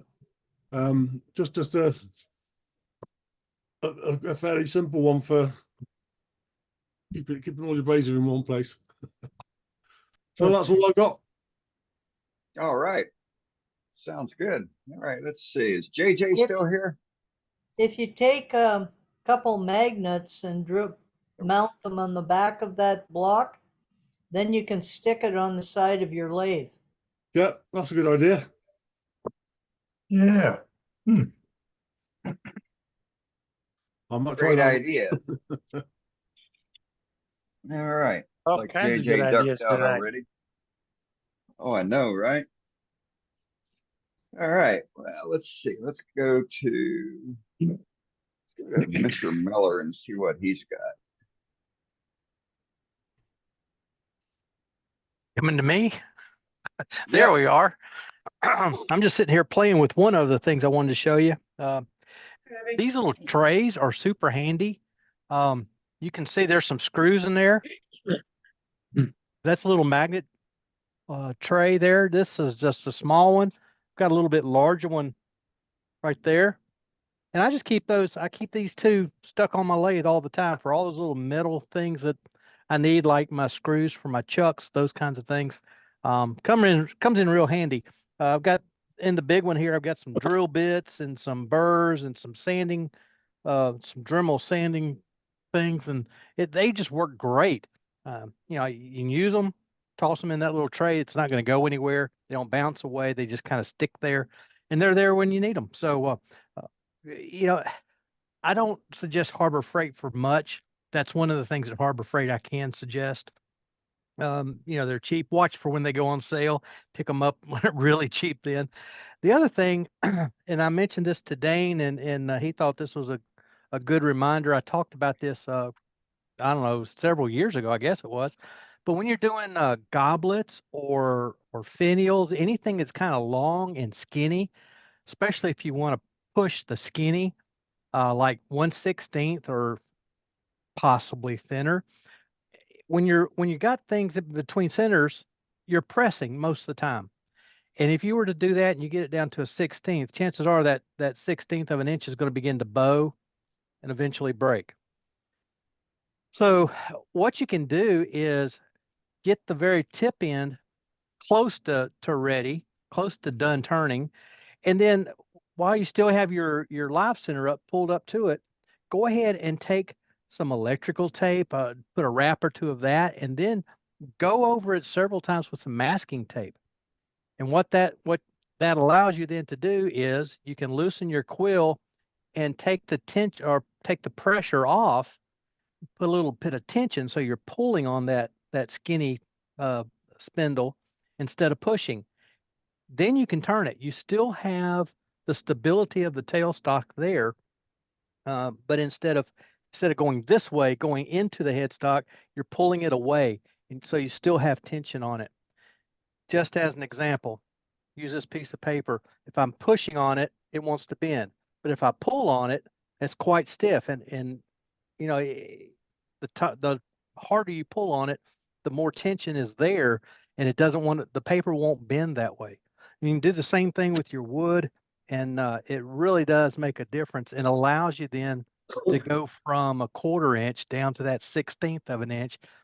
So you can be super fine, super elegant, if that's your desire. Does that make sense? I hope. Yeah. Yes, it does, especially since I saw your live yesterday. Yes. Yeah. Me too. And that was funny because I cut on that finial, I cut the tip of that finial just a touch too small. And as soon as I put a little pressure on it coming away, it just came apart. But, you know, you can think of a string. You know, you push on it, you can't push a string together, but you can pull it apart and you can get it just as stiff as it can be when you put tension on it. You can do the same thing with your wood. Can I say something? Yeah. Okay.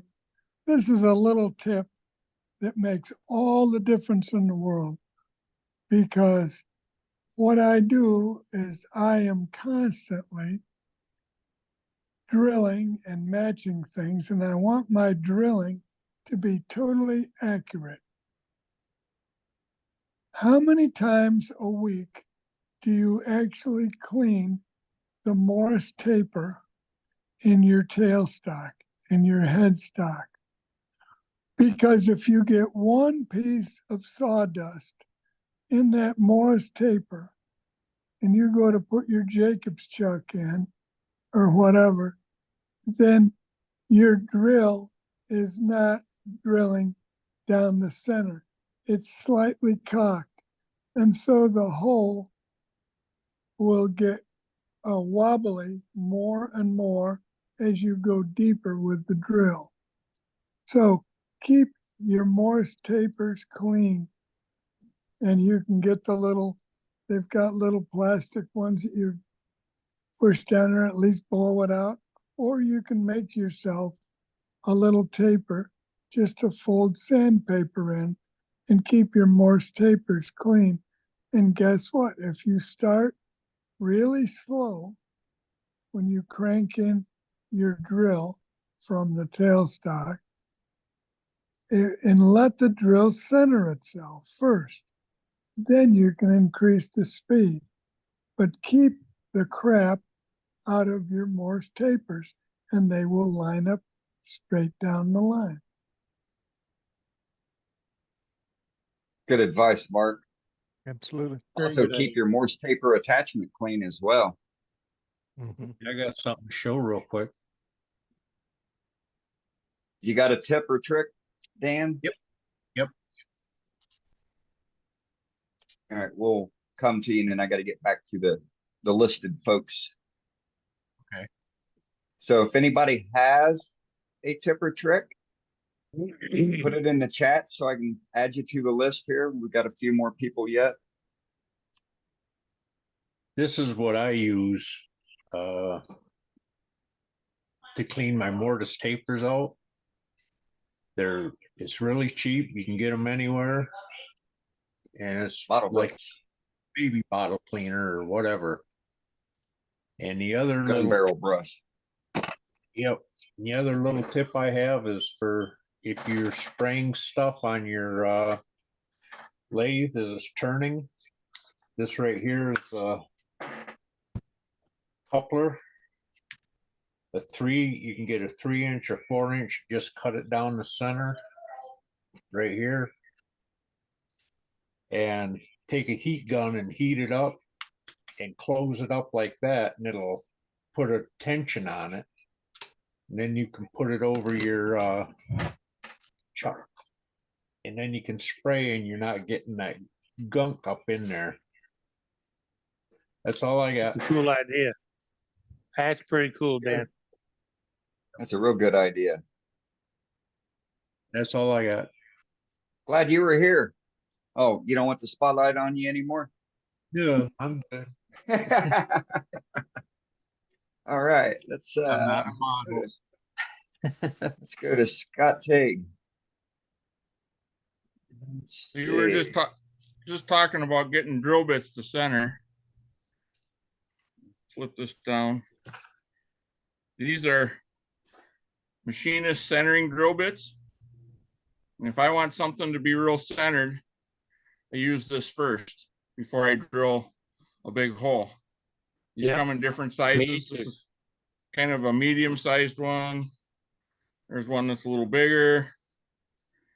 And then this one's even a little bigger yet. So if you were, depending on what size hole you want to use, you can just decide what size of these you want. The other thing that's nice is they are a 60-degree taper. So if you want to drill into something like a piece of plastic and you want to use it to fit your 60-degree cone centers, this is a nice guide to get it to ride good on the cone center. Now I'm going to move you for a minute. Hopefully you can see this and understand what I'm going to tell you. Slide this chair in the way over so I can put the camera on the chair so you can see.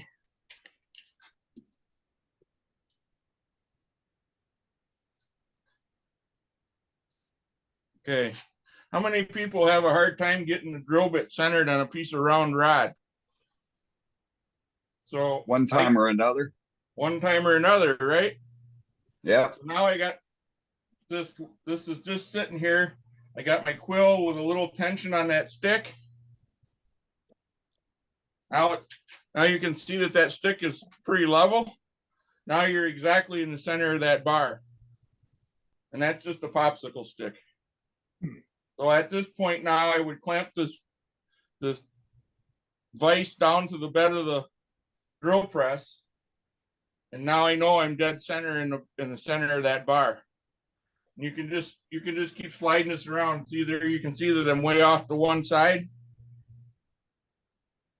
When I come back to the center, you just get the stick level. It'll drill exactly in the center of that bar every time without trying to measure it or punch it or do whatever you want to do. Everybody get what I did there? Cool. A Yeah. good idea. Yes. Good idea. Very good. So simple. Simple thing. You can use a popsicle stick. I actually use a little thin piece of aluminum on some things. If I'm drilling wood, I usually use wood like a popsicle stick. If I'm using some kind of metal, I use this little thin piece of aluminum, which was a piece of scrap out of something I tore apart. So that's another one trick. Move this out of the way.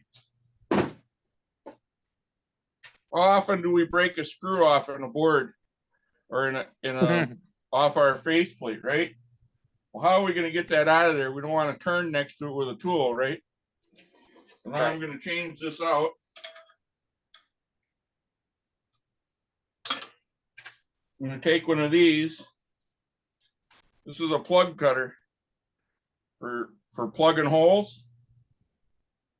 Works real great for taking that out of that spot. Don't have to have a drill press to use it. That's just what I have set up right at the moment. Plug me in. Hopefully I get enough stroke. I don't. We can fix that problem.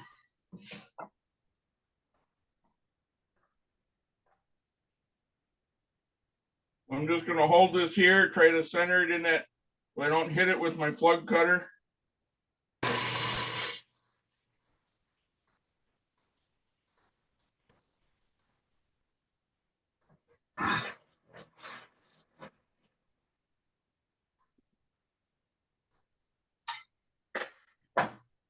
Cut around it now.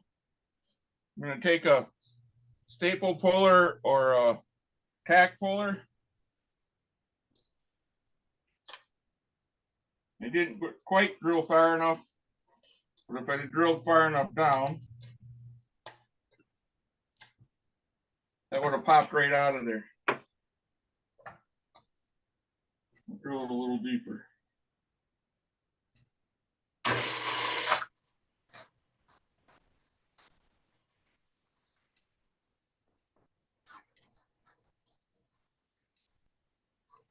Boy, I put a long screw in there. But anyways, you get the idea. You just cut the plug, snap the plug off. This is a piece of pine. That's why it's just pushing it down in there. But that's the idea of just take a plug cutter and snap it off. So very cool. You must have had to work at it to break the head off on purpose. I cheated. I cut it off with my grinder. Just for demo's sake, you know. Right. And then I'll show one more thing quick that I have that you guys can purchase. See if I can get this over by my lathe. Turn that light off so it's not washed out. Hard to do that backwards. So I have one of these. So if you want to drill something in your lathe, you can mount this to a platform, bolt it to your lathe bed. This rotates. This also slides up and down like so with a little tension. You can slide it up and down. You can set a depth stop so that you can stop it at a certain depth if you were on to drill holes. For accent pieces in a bowl, you could use your indexing wheel, have this set up on the center line of your lathe, and drill up and down straight holes. The other option this thing has is it also can be tilted at different angles, and it has the angles on the base down here at the bottom. Down here, it has different degree angles. You can go all the way up to 45 degrees. It's just another way to drill holes. The other thing that it works good for is if you need to drill a hole for a handle, you can see that this is hollow on the bottom, and you can set your handle in there and then drill a hole for your handle and then finish turning your handle between centers. So just some other options for you. That's all I got, Dane. All right, right on. Anybody have any questions? Hey, Scott, that last tool you showed, do you mount a Dremel to the top of that or a drill? It's a drill. It's made for Okay. you can take a 3/8 or a 1/2 inch drill. Thank you, sir. Pretty cool. All right, let's see. Let's go to this guy. Now, if I can use the right camera. So, as you know, I like making hair sticks, and my daughter likes long hair sticks. So doing a 6-inch or a shorter hair stick between centers is a piece of cake. You don't have any flex per se that you can't take care of by having a leather pad and using the skew with one hand. But for 9-inch rods, I use a homemade collet chuck, and so it's just a piece of wood jam chuck. Everybody's got extra jam chucks in their shop laying around somewhere.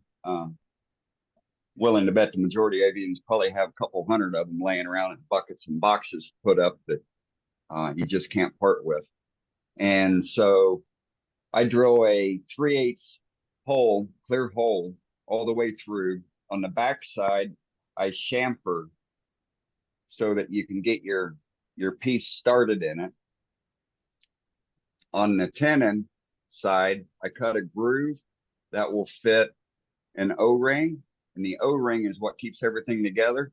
And then so after you got everything turned, then you go to your bandsaw and cut it into quarters, and you put it back together. Also, make sure you label your each of your quadrants here so you can put it back together correctly. Label them before you cut it. Don't ask me how I know. And then take your O-ring, affix it over that groove, and now you'll be able to hold your longer rod stock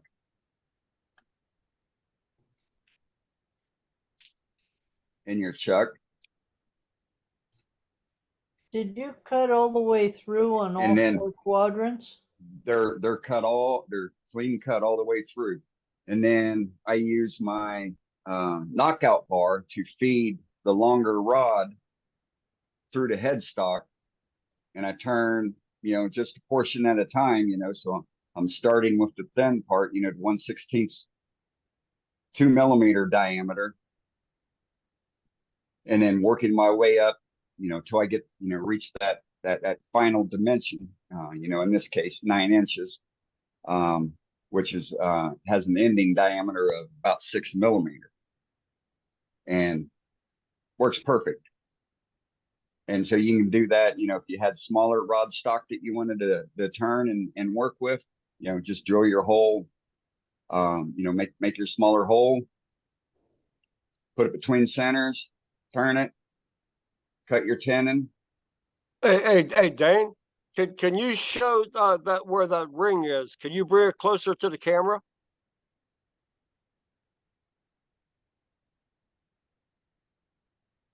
Okay. Got it. Yeah. Got it? Yep. Yeah. And, so like I said, you can make it for any size, rod stock that you're going to use. And, the smaller diameter end is the end that you're going to turn first. And then, use your knockout bar to advance the rod, and you don't have to worry about having a steady rest or, some device to keep the end of the turn piece from whipping around on you. So that works great. Oh, and then I got one of these little thingamajigs in the mail the other day. And you saw one earlier. mine's green. And it came from Scott Tig as well. So got your threaded insert, put your chuck on it. Now you got a carving station at the lathe. And what I've also got is a block of wood that goes in my wood vise here on my bench that accepts the 1-inch rod, and another bolt coming in to secure it to keep it from twisting. And now I've got a carving station here at the workbench so I can work sitting down. So that's works really great. And then here's what started it all. 2-3 weeks ago in the after hours, me and Billy were talking about how ridiculous Powermatic is with their inverters, with the slots right up here on top, and and you're constantly catching wood chips that are being thrown up. So I took some rigid cardboard, fashioned it to fit exactly the width of the inverter, angled it. Here at the top, I've got it bead of hot glue going across to keep anything from filtering down inside, and also to make it nice and rigid. I'm always bumping into it when I'm on the other side changing my YouTube stations. But that works marvelously on keeping and preventing wood chips and dust going into your inverter and your fan in there. I believe that's it. I had something else, but I'll be darned if I can remember what it was I was aiming to show. So maybe between now and 3 months from now, we'll see if anything jogs the old noggin, and we'll show it then. So any questions? I love the hair stick jig.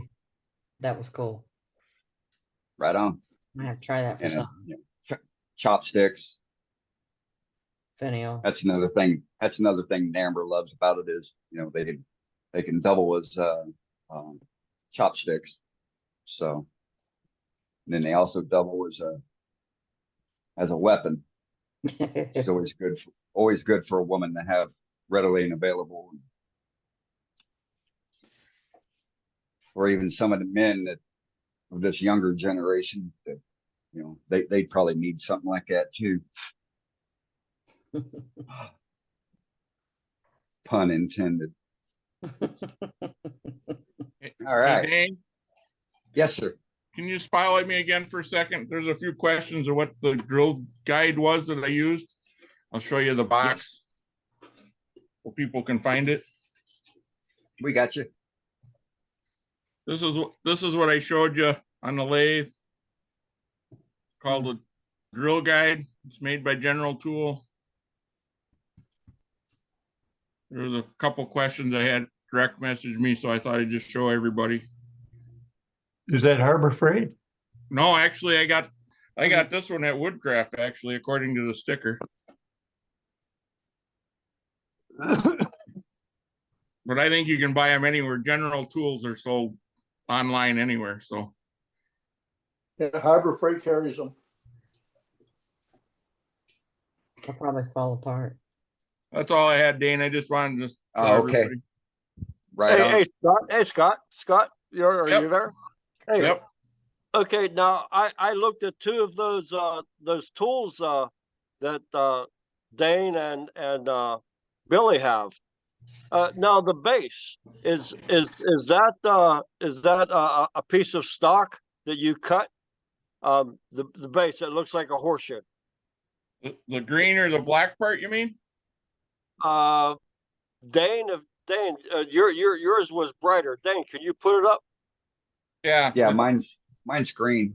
His is green. It's just it's the same form of no, this I'm talking stuff. about the base. No, I'm talking about the base itself. Yeah, this piece or this piece. Right? Yeah, that's the piece I'm talking about. So is that one total piece of stock? It's a piece of It's a piece of ultra high density polyethylene plastic, cross-link plastic.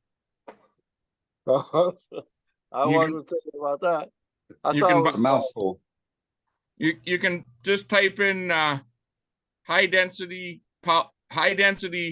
HTP on Amazon or wherever, and it'll take you to links that you can buy it. You got to Yeah. watch where you buy it from, because some places really soak you for it. you did a really great job, Scott. That's crazy. Really good. Yeah, for sure. You did. All righty. Any other questions? All right, let's move along to Mr. Haba.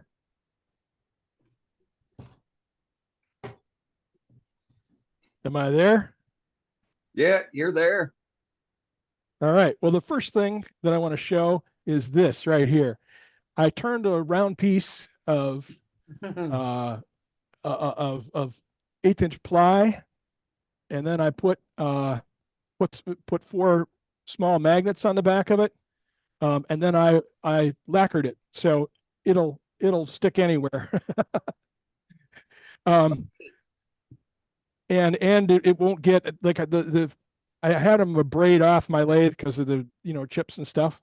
So these are rubber chucky finial chuckies. They have a little bearing in the end, and they have a 3/4 by 10 nut on the back, and they'll screw into Don's rubber chuckies mandrel or onto a live center. Okay. And when you're turning finials or thin stuff, you just put you turn the tip off and you put the tip in here, and it prevents it from wobbling. So, and my string steady rest looks like this. This part goes, it goes in the lathe bed like this. And the string is, the string is just basic cotton string, and it's dipped in beeswax. So that's all this is just string here, okay, and a couple of screws. And basically what you do is you put your piece here, and then you wrap it around either this way like this to hold it in the center, or I do it corner to corner. So if my piece is through here like this, I do it like this, and the tension holds it. It's not going anywhere.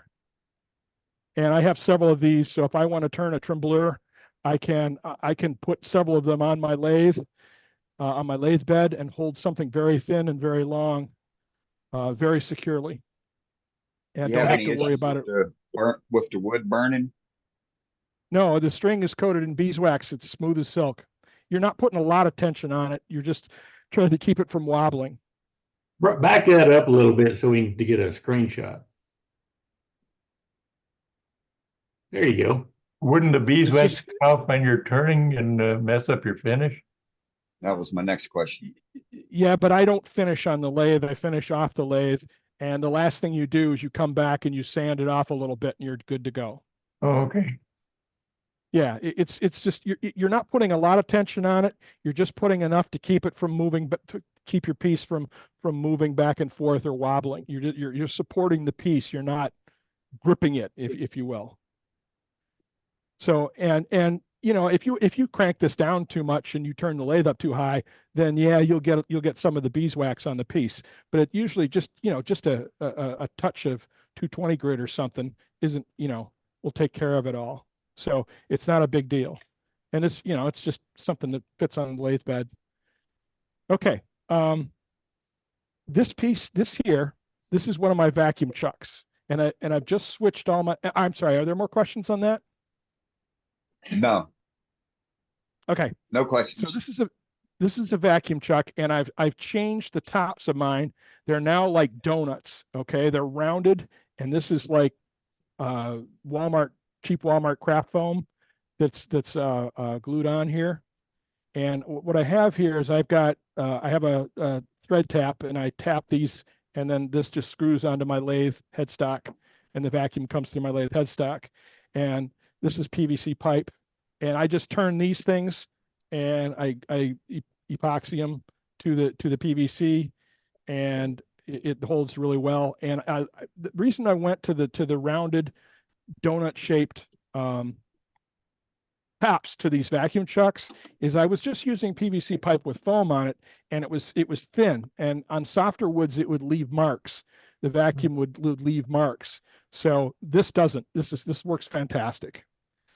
Okay, so when I first started, Matt, what kind of glue would you use for the plastic and the wood? You can use epoxy, or you can use Titebond Quick and Thick. I think this is Titebond Quick and Thick from the looks of it. It's not epoxy.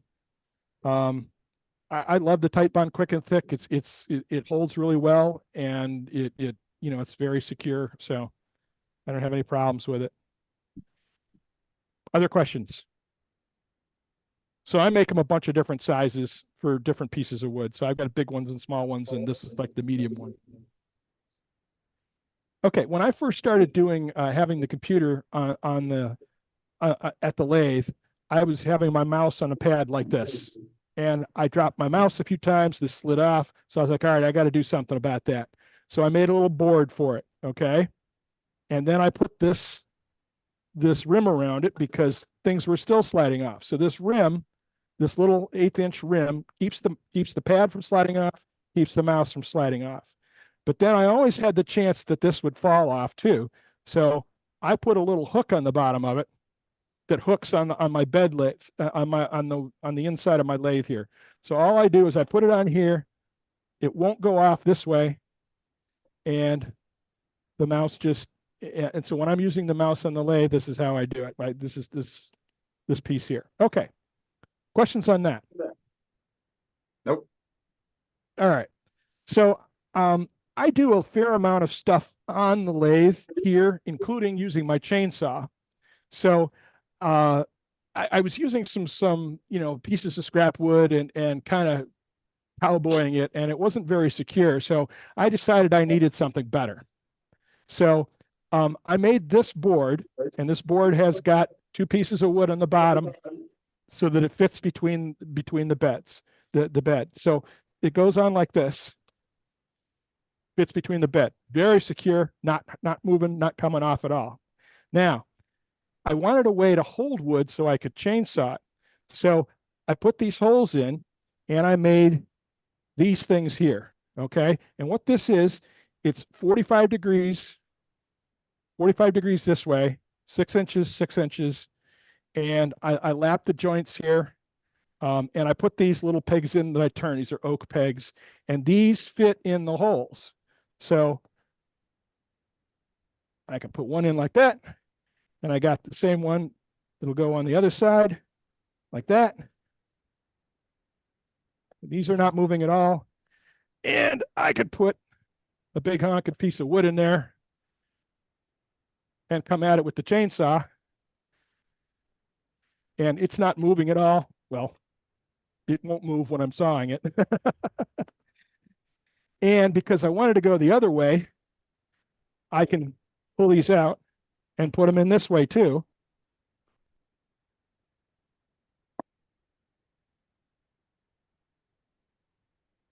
And I can cut things this way. I can cut things this way. So, and it's not moving at all this way either. Questions on that? No. So this is something I've been meaning to build for a long time, and I've been using it this week, and it works great. I've cut up a whole bunch of blanks and stuff with it, and I'm very happy with it. So you could use Thanks, use that Matt. on your bandsaw. Yeah, that's what I was just gonna say. I'm gonna recreate mine and do that for my bandsaw instead of the one I have. yeah, I like that. I wanted to build something modular so I could break it down and store it easily. I've taught myself how to lap the joints, and I'm not very good at it yet, but I'm really happy with how secure these joints are. So it's been fun. So Great nothing quite idea, like Matt. jigging. So, and this platform is really useful for a ton of stuff, including when I build the next piece, which is a something like Mr. Duxbury has to do carving and fluting and stuff on the lathe, and maybe some of his funky spiral stuff that he does. So we'll see. But it's just plywood. And let's see what else. There was something else I wanted to show. Oh, let's see here. Let me go with this. So when I built this thing here that magnetized, it's got magnets on the bottom of it and holds a bunch of junk and sits on the top of my lathe, it also covers my converter and back. So that's my solution. There you go. All right. Thanks, Matt. Any questions on anything I've shown? That's a huge cover you got on top of your lathe. Is that screwed to, did you tap into the top of the lathe? This? Yeah. No, it's got magnets on the bottom of it. I've shown this before. Oh, really? It'll come right Okay. off.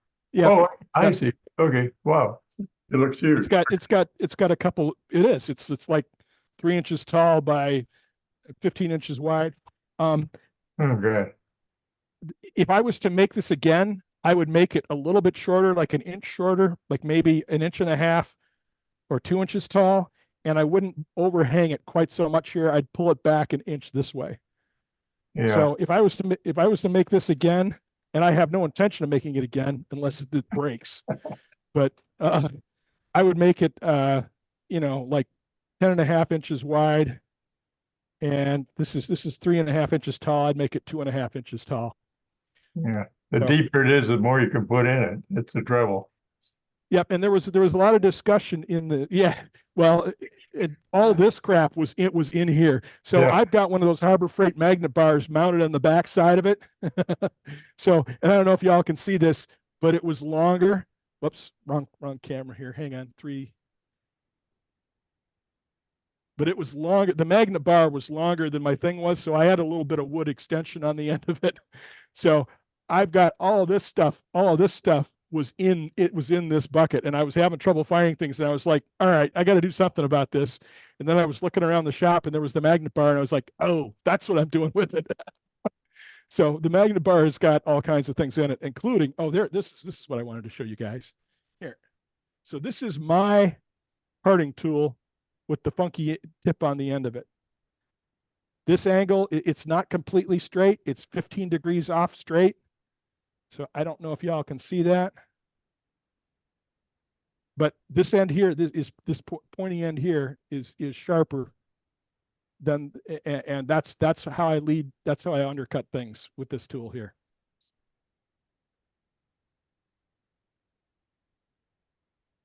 Questions? Right on. So Man, the question about your, go ahead, Scott. Matt, I just made I'm in the process of making one of them boxes like you got on top, except I used, okay, cool. I use 1/4-inch pegboard for the bottom so it doesn't hold sawdust. Yeah, good luck with that. Let me know how that works. The shavings are still going to stay in it. I got all kinds of shavings in mine. So, So do you clean the chips from your box first, or do you do the floor and then the box? No, I do the box first. Take everything out. Okay. Dump the box. Put the box back. Put everything in it. Then glue the floor. Right. Clean the floor. There was one thing I was going to talk about this evening when I was talking about shelving, and the metal shelving that you could buy that's it's just shelving you put in closets. It's all open. It doesn't collect any dust. Doesn't collect everything. It's all. Do you know what I'm talking about? Sure. You're talking about the wire shelving? Yes. Yep. You could probably make also, a box out of something like that. All my shelving here in the shop is that stuff. Just so that I have wire shelving on this wall here. I've got 4 big wire shelves on the wall above everything else over there. Right. above the dust microwave and the coming, other workbench. you know it's going to just hit the ground. Nah. Matt, you can't, you can't beat a shelf that dumps. You're right on. Yeah. Well, it's one of Murphy's laws that the amount of stuff you have will expand to fill available space. So if you build shelving, Right. it'll be full. For sure. So there was a question on what kind of mic you have.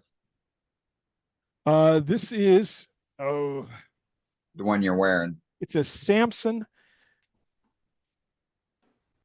PXD1. Hang on, let me switch the cameras here. Oops, gotta switch back over here.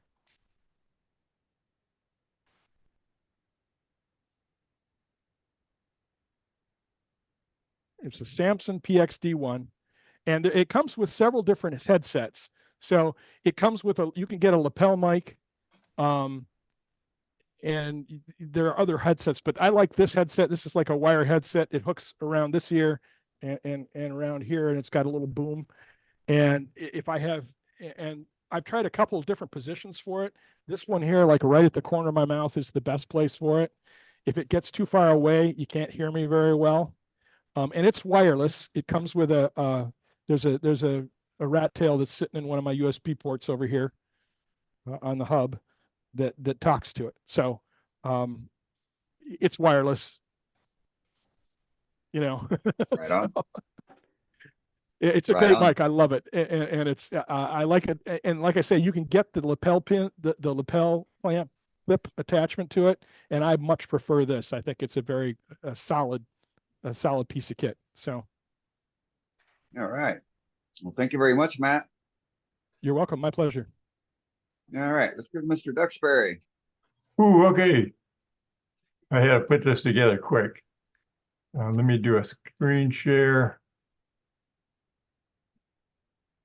I take a lot of pictures, and I do magazine articles and all kinds of things. But one of the hardest things to do is get the lighting right. And I found this LED ring. They're about $12, I think. And this whole thing lights up. I mounted my camera in the middle of it, and it really works fabulous to take pictures anywhere you're going. You can take, I think there's 3 or 4 different colors, and it's lighting right where you're taking the picture. That's what it looks like from the front. I can also mount my phone in there, but where'd you get that at, Joe? Amazon. Everything comes from Amazon. This is a piece of I think aluminum siding or something. I made an adapter to fit the bracket on the camera, and it's sandpaper underneath it. So when you clamp the camera down, it holds everything in place.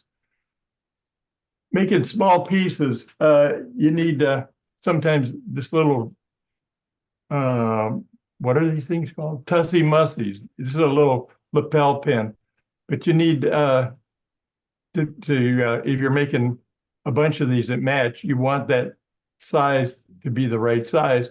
So I make a cutout in cardboard, and I can do this on the lathe, and it's real quick and doesn't mark or mess anything up. You can do it while it's turning. Good idea. Every now and then I make things, this is a bread knife, but sometimes you make things with handles on them, you turn it, and then you want to bandsaw the end out. Back scratchers and forks and spoons and all kinds of things like that. So this is a riser you make for your bandsaw. I drill holes in my bandsaw tables once in a while. But anyway, there's a hole in here, there's magnets under here, and this thing clips in there and just rides behind your bandsaw blade. And that gives you a steady rest or a new top so that you can push something through there that has handles on it. I use this all the time. Great idea. This thing jumped. I make my own taps. This is a 3/4 10. well, you're only tapping wood, so a bolt, any kind of bolt makes a great tap. This first part here, this has got to be straight and square. The rest of this is cut out with an angle grinder. I tapped this bar and put a nut on here. So this whole thing cost me probably maybe $1. I don't know. But anyway, it makes a great tap. That's a great idea too. And then to tap things, it's really hard to get things straight and square. So I have tapping blocks. This is my tapping block. This first one's a 3/4 10. Your tailstock has a counter bore or a shoulder that the thing rides on. This is 3/4 10, the tap in the center, or the thread in the center. So this is a tapping block for a 3/4 10. This has got a 1-inch counter bore with it, and you drill a hole 5/8. This is 1.25 inches. It's 1.25 inch counter bore, 3/16 deep, and you drill it 1 1/8. And this is a 1-inch 8. It's got a 1-inch counter bore, 3/16 deep, with a 7/8 drill. Now this is not just to remember what size drill or counter bore is. You use this for tapping. To make centers for my tailstock, this would be a 3/4 10. I make a bunch of rings 2 inches in diameter. And this is the different stages. This is the 2-inch diameter cut out. This is what the 2-inch diameter with a counter bore. This is the 2-inch diameter with a counter bore and a 5/8 hole drilled in it. And then this is tapped. These would be finished pieces. I would do all of these and then glue another piece to the other side. And then when I wanted a certain size or a certain shape tailstock end, I could screw this on the tailstock, stick it in my drive center, turn it to whatever shape I want, and I got whatever I want. To tap something, it's hard to get the tap lined up and to get it going in straight. So you use this tapping block. This is the thing you just saw, and you clamp that to the piece of wood that you're going to thread. So when you start this through here, you're feeding the right rate and you're feeding square into it. And all you do is crank that in. Got it? Good idea. Everybody's mesmerized. No, hey, Jim, no. You made that tap out of a bolt. Piece of 3/8 or 3/4 10 and all thread. I found that in a store for 15 cents. But yeah. So okay. So how did you determine to make the groove cuts for the relief? all you do is you use your angle grinder. No, I understand how I understand the tool, but is there anything special to think about, or I mean? Nope. All you do is make sure you got a square cut on this side, and you can do anything you want on this side. Cut 3 of those in there. I mark it out with chalk first, so I got the spacing of 3, and I get that kind of right. But you can make these for 1.25 inches. You make these for anything you want. And Yeah, that was why I'm asking. Yes, of course. That's great. I still want to learn how to chase, but well, that's a good idea. Good luck. Anyway, this is what they look like. This is the 3/4 10 washer that I just showed. Once you cut it out, you glue a block of wood on the end of it, and then after that, you can turn any of these things. There's points, and some of these things that one's got a steel pin in it. That's for turning big pins. I don't remember what this is for, but anyway, there's domes. But again, it's in your own hand and you're controlling it. Yeah. What do you mean? Yeah, as you're tapping it, you're holding it. These, Am I not thinking right? well, these go on the You have that handle. You have that handle in chuck jaws. no, wait. Yeah, this actually No, that's clamps on the hand-powered. piece that you're tapping, and you put that in a vise or something and just turn this tapping. Right. That's what I'm saying. I mean, we're not doing this. I mean, we're doing this by hand. But this is the piece that I'm making. See, I'm tapping those, and then I cut these out later, and I glue those to a flat block of wood, like that.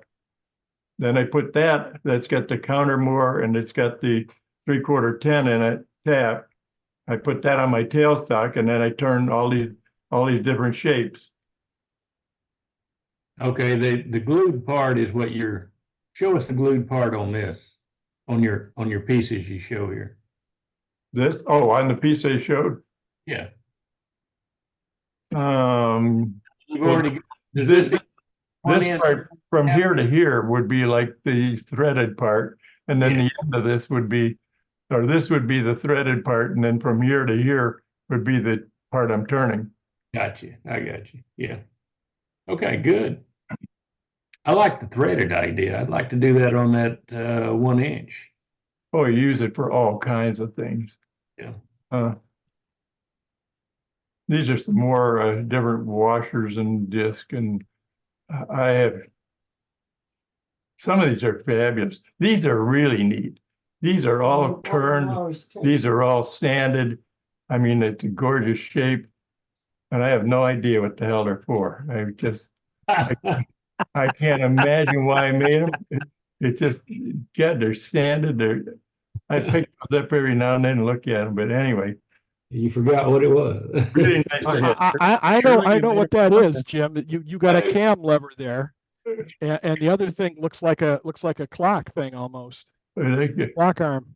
No, they're 3/4 10 holes, and yeah, that could be a cam arm. Yeah, you're right. That's I may have to. No, the hole would have to be off center, wouldn't it? I don't know. Yeah, it would. Anyway. Yeah, hole would have to be off center. Anyway, I pick it up and look at it now and then, but when you use a chuck key all day, you get tired and it hurts your hand. That damn little wire. Anyway, I made this is my chuck key. I turned this, drilled a hole up in the center here, the size of this, and drilled a hole down through the handle this size, and pushed this up in here, put a little epoxy in there, shove that handle in there, and I've used that. Kid, I'll tell you, you've got to watch when you use something like this. This is longer, much bigger around, and you can get way more pressure. You can bend chuck jaws. That little wire handle is made for big, tough guys that use these chucks. If you make something like this, you got to lay off because it's wonderful to use. We have 2 of them. My wife's is in blue, because she likes blue, but they really work. All the handles on all of my equipment are wood. I have bigger handles on everything. And this is a Morse taper. You may have seen these before, but that's a Morse taper jig. You take a block of wood, I don't know, 3 by 5 or something, and glue a piece on the end of it. Put anything with a Morse taper in there, and then put this piece up against it. And then I use a center line dimension. So I have a center line in here, and these are the actual dimensions for a number 2 Morse taper. That's not something I measured. That's out of the book. But anyway, they only use 2 dimensions. They use this 0.572 and a 0.70. I average them and put a center line dimension in. And that's kind of nice when you're making your own. But once you started making your own, you'll make dozens of these. They work fabulous. These are all different. These have tenons on them. Some tenons, I mark on them now. This is a double one. This is for doing 2. This is like for production work. This one over here, these don't turn. So if you put one of these, this is a flat end with a inner tube on the end of it. You stick that in the tailstock, and that clamps your piece in your headstock and locks it in place. So it gives you a break and it holds it in place. That's really nice to have. You can also put it in your headstock and drive with it if you want something else. But anyway, I have points, cups, these little tenons. If you're making like bud vases, this is for a vase with a 0.676 hole in it for a test tube. You put that in there and you can turn the other end. These are nice. This is a number 2 Morse taper on the end, and this would be a 1/2 inch tenon on this end. This is a 1/2 inch cap. So if you have something with a 1/2 inch hole in it, you can stick it over here and push this cap against it, put the tailstock up against the cap, and you can turn whatever you want. This is a 5/8 with a long tenon on the end of it. You can actually put a 5/8 grinding wheel on the end of this, put this cap against that, your tailstock against that, and grind on your lathe. This one's a 1 inch. This has a number 2 with a 1 inch tenon. A 1 inch, you can buy buffing discs at Harbor Freight for $3.50 or something. This 1 inch cap, 1 inch cap goes over that. You put this buffing disc on this mandrel, put this cap against it, and you've got a buffing disc on your lathe for $3.50. Nice. Okay? Yep. Yeah, really. And you can have one for every grit and every kind of buffing compound. I mean, they're $3.50 a piece. These are some more, these are fancy. Also, you get these fancy ends, you use them, and then later you need for something else, you just turn a different shape on it. Then. I did a class for blind and handicapped. And one of the problems is they don't know, like on scrapers and things, that this is a point scraper. This isn't a parting tool. But it's hard to tell which way up it is with the little bit of relief. So I took and I ground the back off the tool, and it does 2 things. It saves it from rolling off the table. And also you can pick this up behind your back and it registers in your hand which way up it is. I did that to all of my scrapers now. Good idea. I had a hard time. That's a really good idea, Jim. It works fabulous. Once you've done it to one tool, you'll do it to all. Even my miniature set, I did it to. I had a hard time with my joiner. If you nick a blade or they get dull, it costs you $50 to get them sharpened. Takes you half a day to get them out and get them back in. I had a drum made for the top of this, got rid of the blades. Had a drum made out of steel, and it's got a bearing shoulder on both ends. This now takes a 6x48 sanding disc, goes up here and it comes all the way down through. This is the back end of a sanding of a belt sander mounted in the bottom of my joiner. Anyway, it's fabulous. If I tear up a belt, it costs me about $12. Takes me 15 minutes to change it, and I'm back in business. I can do knot pine with knots in it. It has no tear out. I can do plywood all day. I increased the size of the motor. That's a new motor. That's a 2 horsepower. I think it was a 3/4 horse, but that really works. Yeah, I bet. I like that. But this every now and then, I don't have a huge shop, and I got some damaged stuff in it.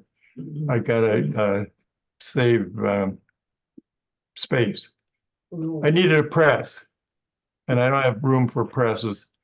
So I got, these are rolling benches.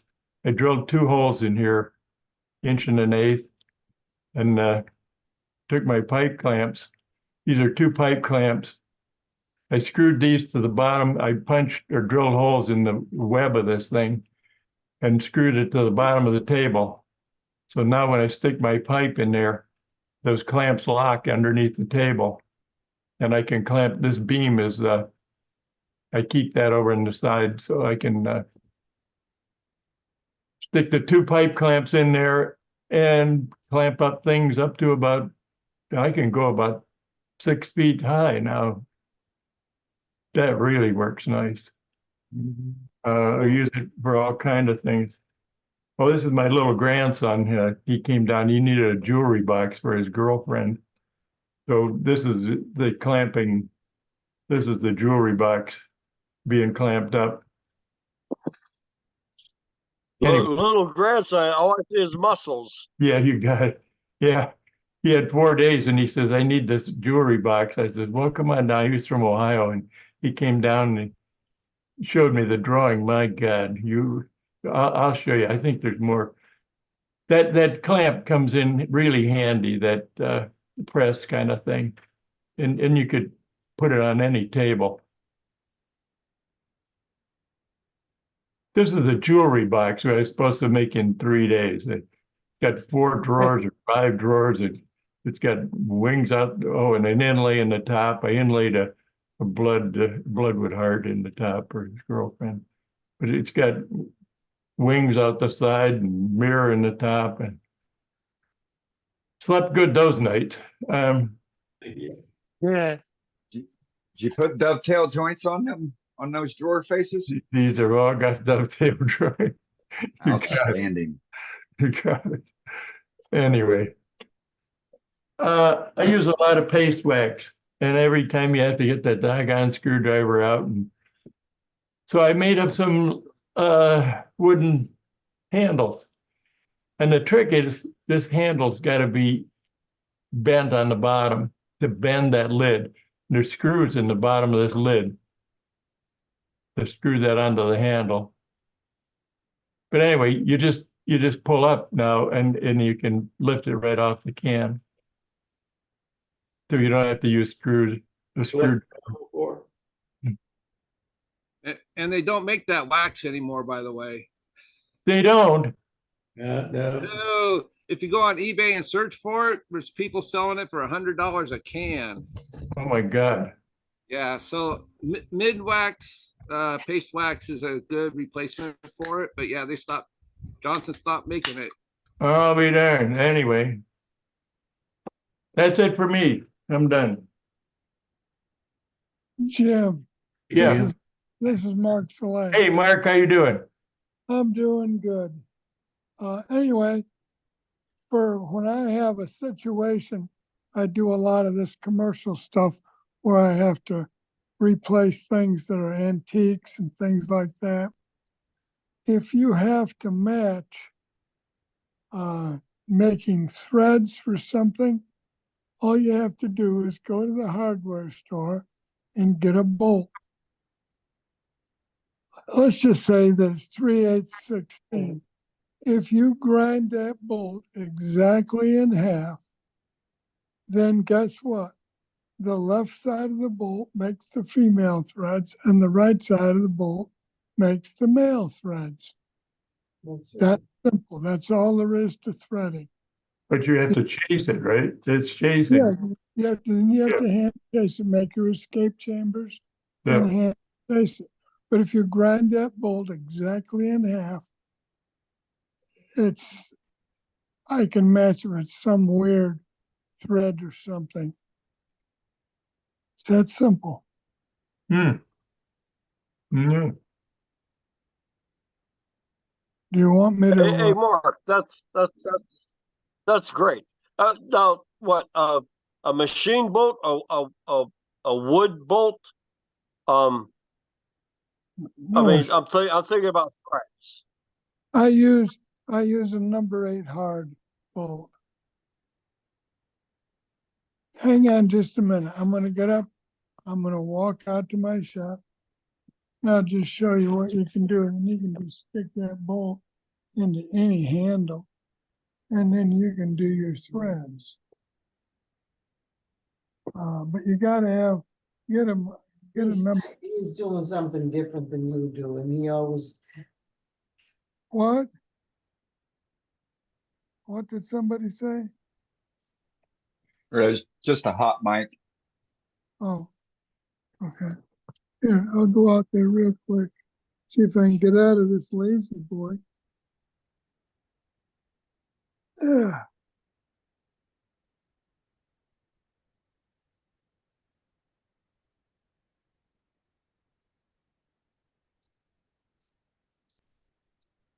So you don't need to buy all this real fancy stuff unless you're gonna.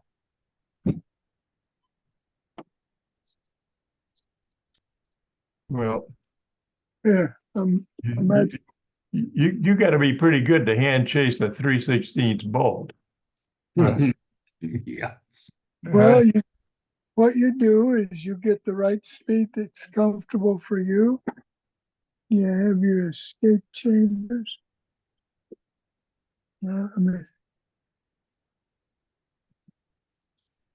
Okay, I'm gonna turn my camera around.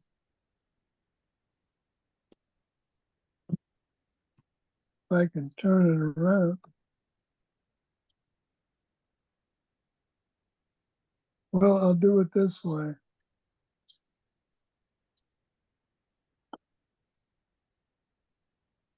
I'll just turn my phone around. I can't. Can you see that bolt? Yes, we can see it.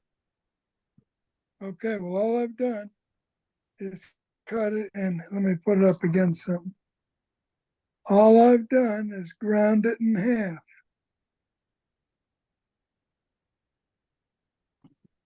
And then all you have to do is put this in a handle. Then you can go in.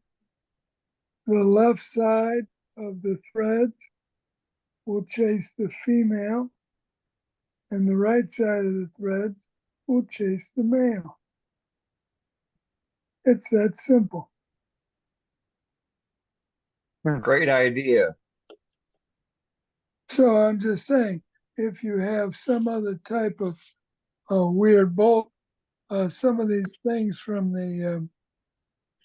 on these antiques that I work on, they got weird stuff. So I go to the Ace Hardware. I handle it. I just go get what I need. I'll do this. See these little thin deer antlers? Anybody see that? Yes, we see it. Okay. If anybody, there's the small antlers. I've taken off the bigger parts. If anybody wants them, send me a note. I'll send them to you for the postage. They're free. That's a great deal. Yeah, it is. Because a lot of people use them for little swooshes or stuff on finials, and they use them for little legs and stands and all that. But Or also, pen. well, these are you can use 7mm pens out of these, but I make all the bullet cartridge pens, and so I need bigger. Do fake ivory inlay. Yeah, and then I do the 50 caliber pen and all that. But right now, I'm just going to clean out stuff, and if anybody wants them, I'll send them in a flat rate box. You can probably get all of them in an $8 box, $8 or $14 box, but they're for free. Just send me a note. All right, that's all. I've got 1,000 things, but I'll let other people talk tonight. All right. Well, we got one more. If we have time, we'll come back to you, Mark. All right. All right, let's go to Mr. Randy Smith. Randy,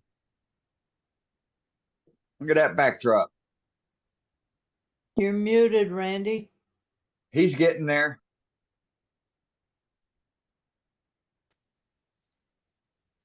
No, you're still muted.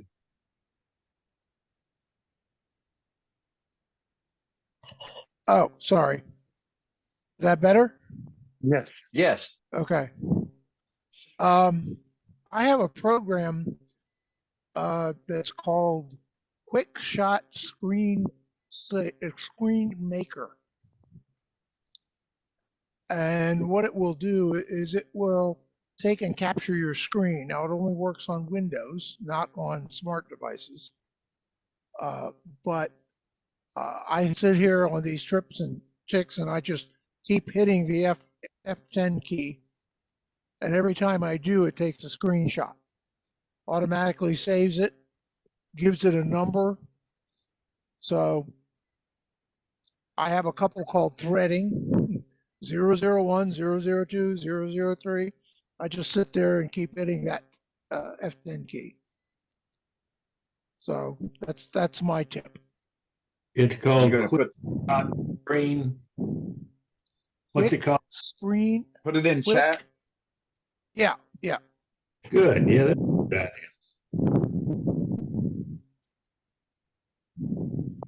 I mean, I use the screenshot stuff on Microsoft, but still.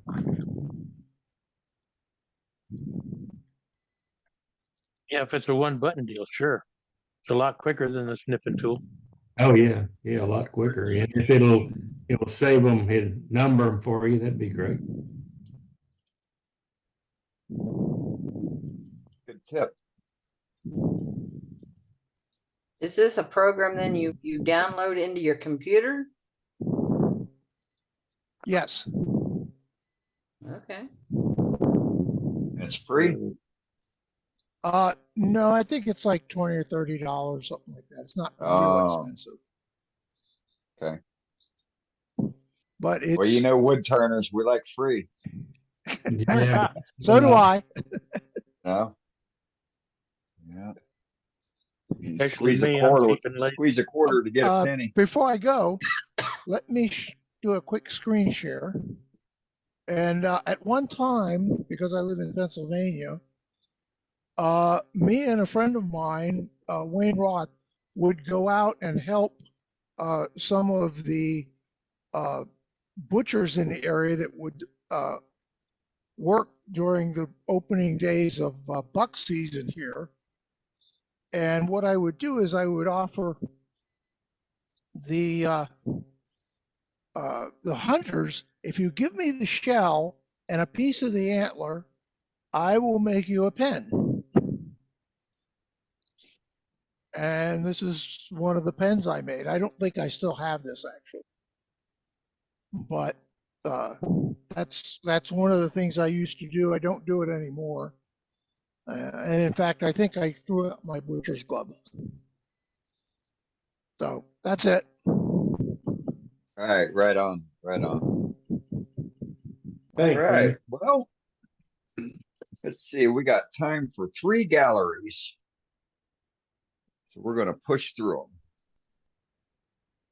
So Ruby, I'm going to come back to you for your gallery.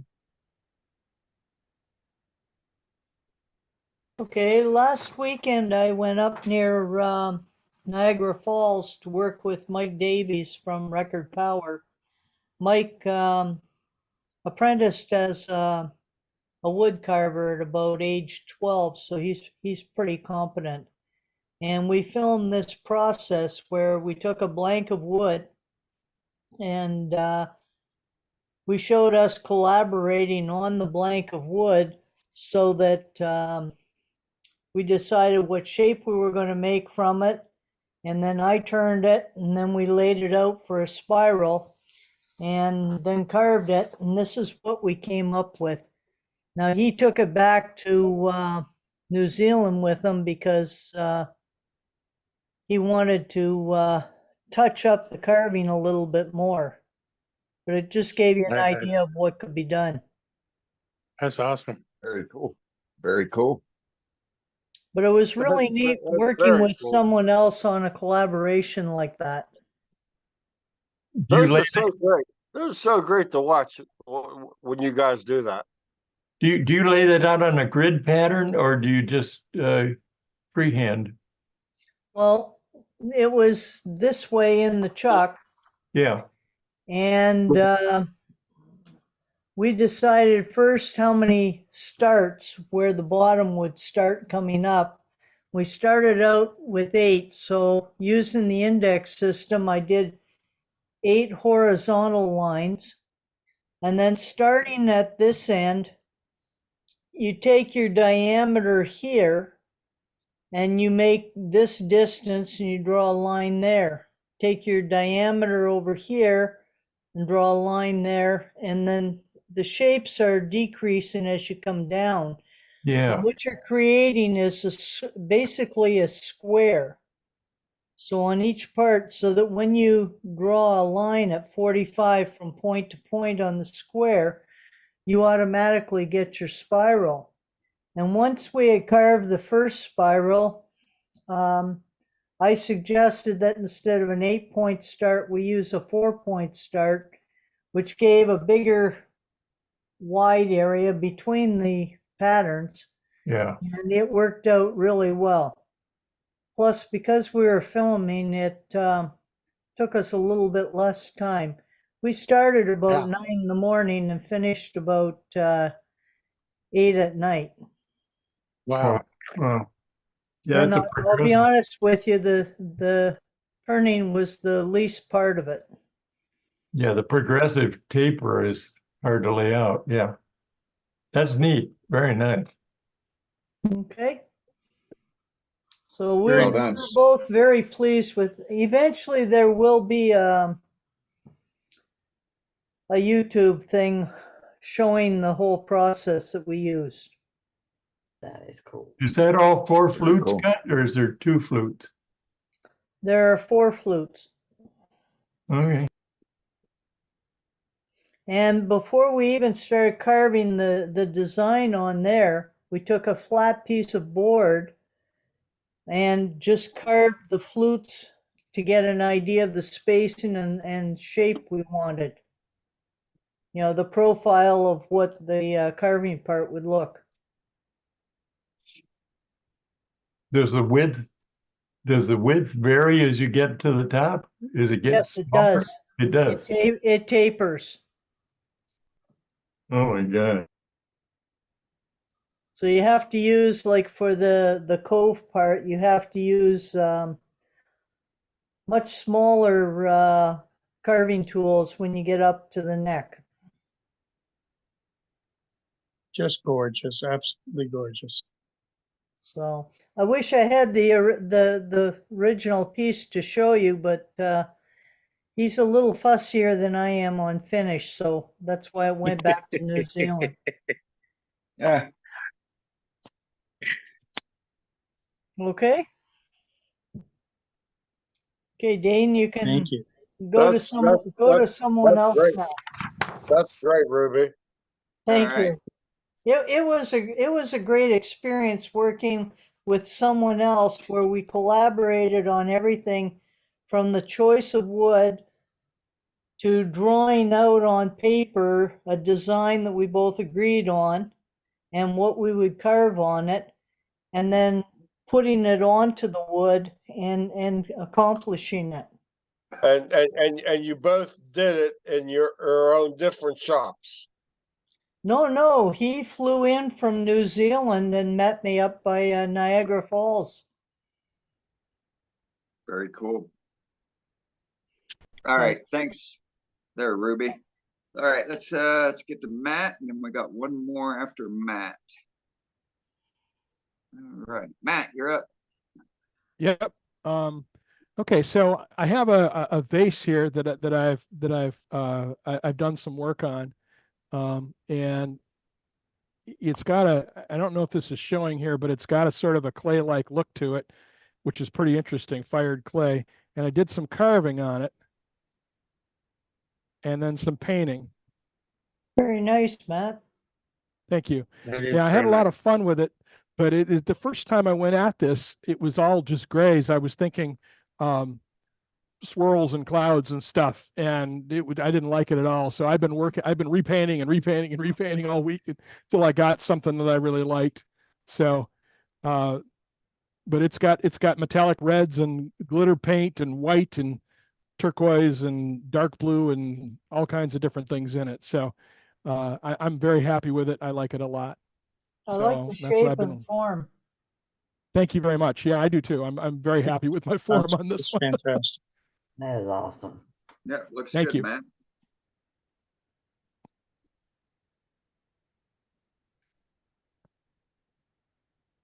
So I'll turn you back to whomever else.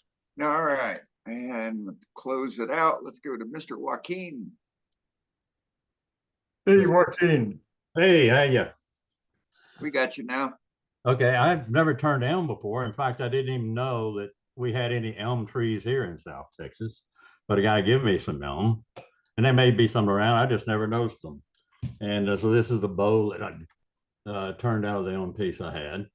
Looks Really nice. did like the grain. Very nice. Pretty.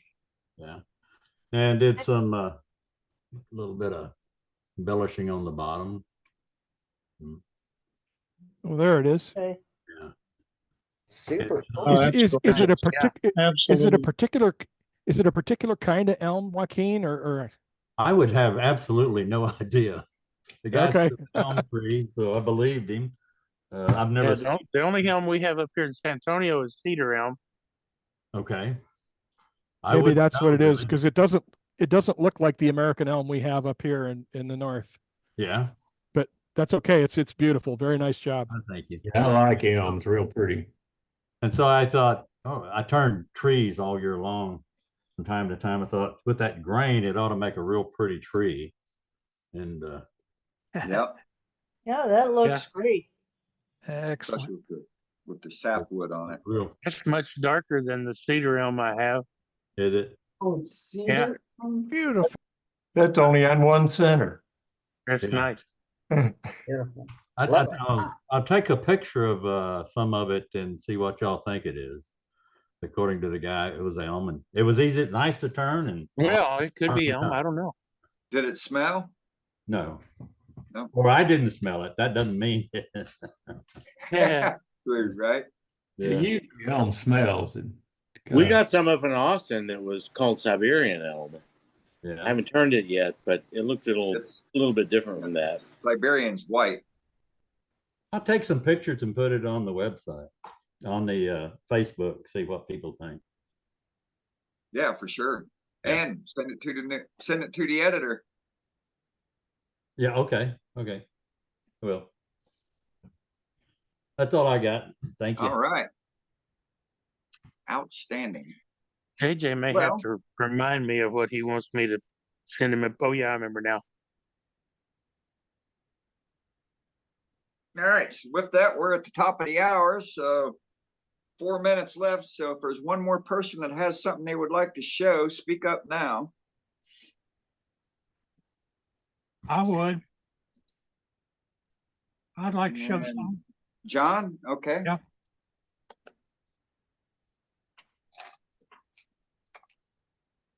We got you. All right. This is a piece of Siberian elm. If you're interested. That's cool. I've got a couple of pieces here. This is a piece of red oak burl. Oh. I don't know whether I showed it to you prior to this or not, but it's got about 6 or 8 coats of Danish oil on it. It was quite punky in this area, and I put 2 coats of sanding sealer on it to try to stiffen it up a little bit. You can see the bottom. Yeah, a lot of character. A lot of bark inclusion in it. Boy, you're lucky you held it together. I didn't seem to have any trouble with that. Then Well, I've got a piece of box elder. This was cut about 4 or 5 years ago and it's been up under the shed for a while. The powder post beetles got in it and did their work. So it's got a lot of holes in it. I don't have any finish on this, and I wanted to ask you what you think I ought to put on it. Oil. And oil. Anything, Yeah, anything would look good on it. Yeah. Yeah. I was thinking something flat. It's got some nice, Maybe a lemon oil. nice grain in it too.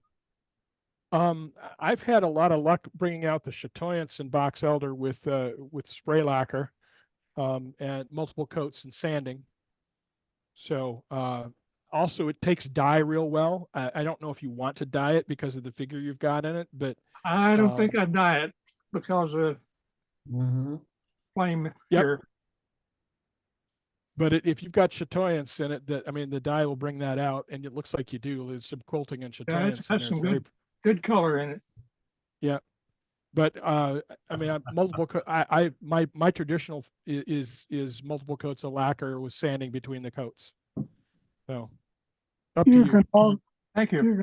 You can also put a Helmsman varnish, which has an ultraviolet light inhibitor in it, and that'll keep it red. Will the ultralight varnish go over? I mean, the UV protector go over the oil? What oil do you have on it? What finish do you have on it now? It doesn't have any finish on it now. Then all you've got to do is just put the Helmsman's varnish on it, or you can put a product on there called Petri, Petri. That has I think that's a polyurethane, and it has an ultraviolet light inhibitor to help preserve the red. Yeah. All right. Thank you very much. Yeah, Krylon also sells a lacquer-based finish with UV protection in it. So it says it on the can. So will that finish go over something like tried and true? I don't know the answer to that. I don't know what tried and true is. So. Tried and true is It's a Danish. It's a linseed polymerizing. It's a polymerizing Danish oil. It's primarily boiled linseed oil. Linseed and beeswax. Well, I would say no, because put the wax on there, then you're limiting yourself to anything else you could put on that wax. Okay. Thank you. All right. Well, with that, John, thanks for closing out the program with that two beautiful pieces of wood there. We look forward to seeing what you do with that. Whatever you use on it, it's going to soak it up. More than likely. Yep. And so with that, it's top of the hour. So the official meeting is over.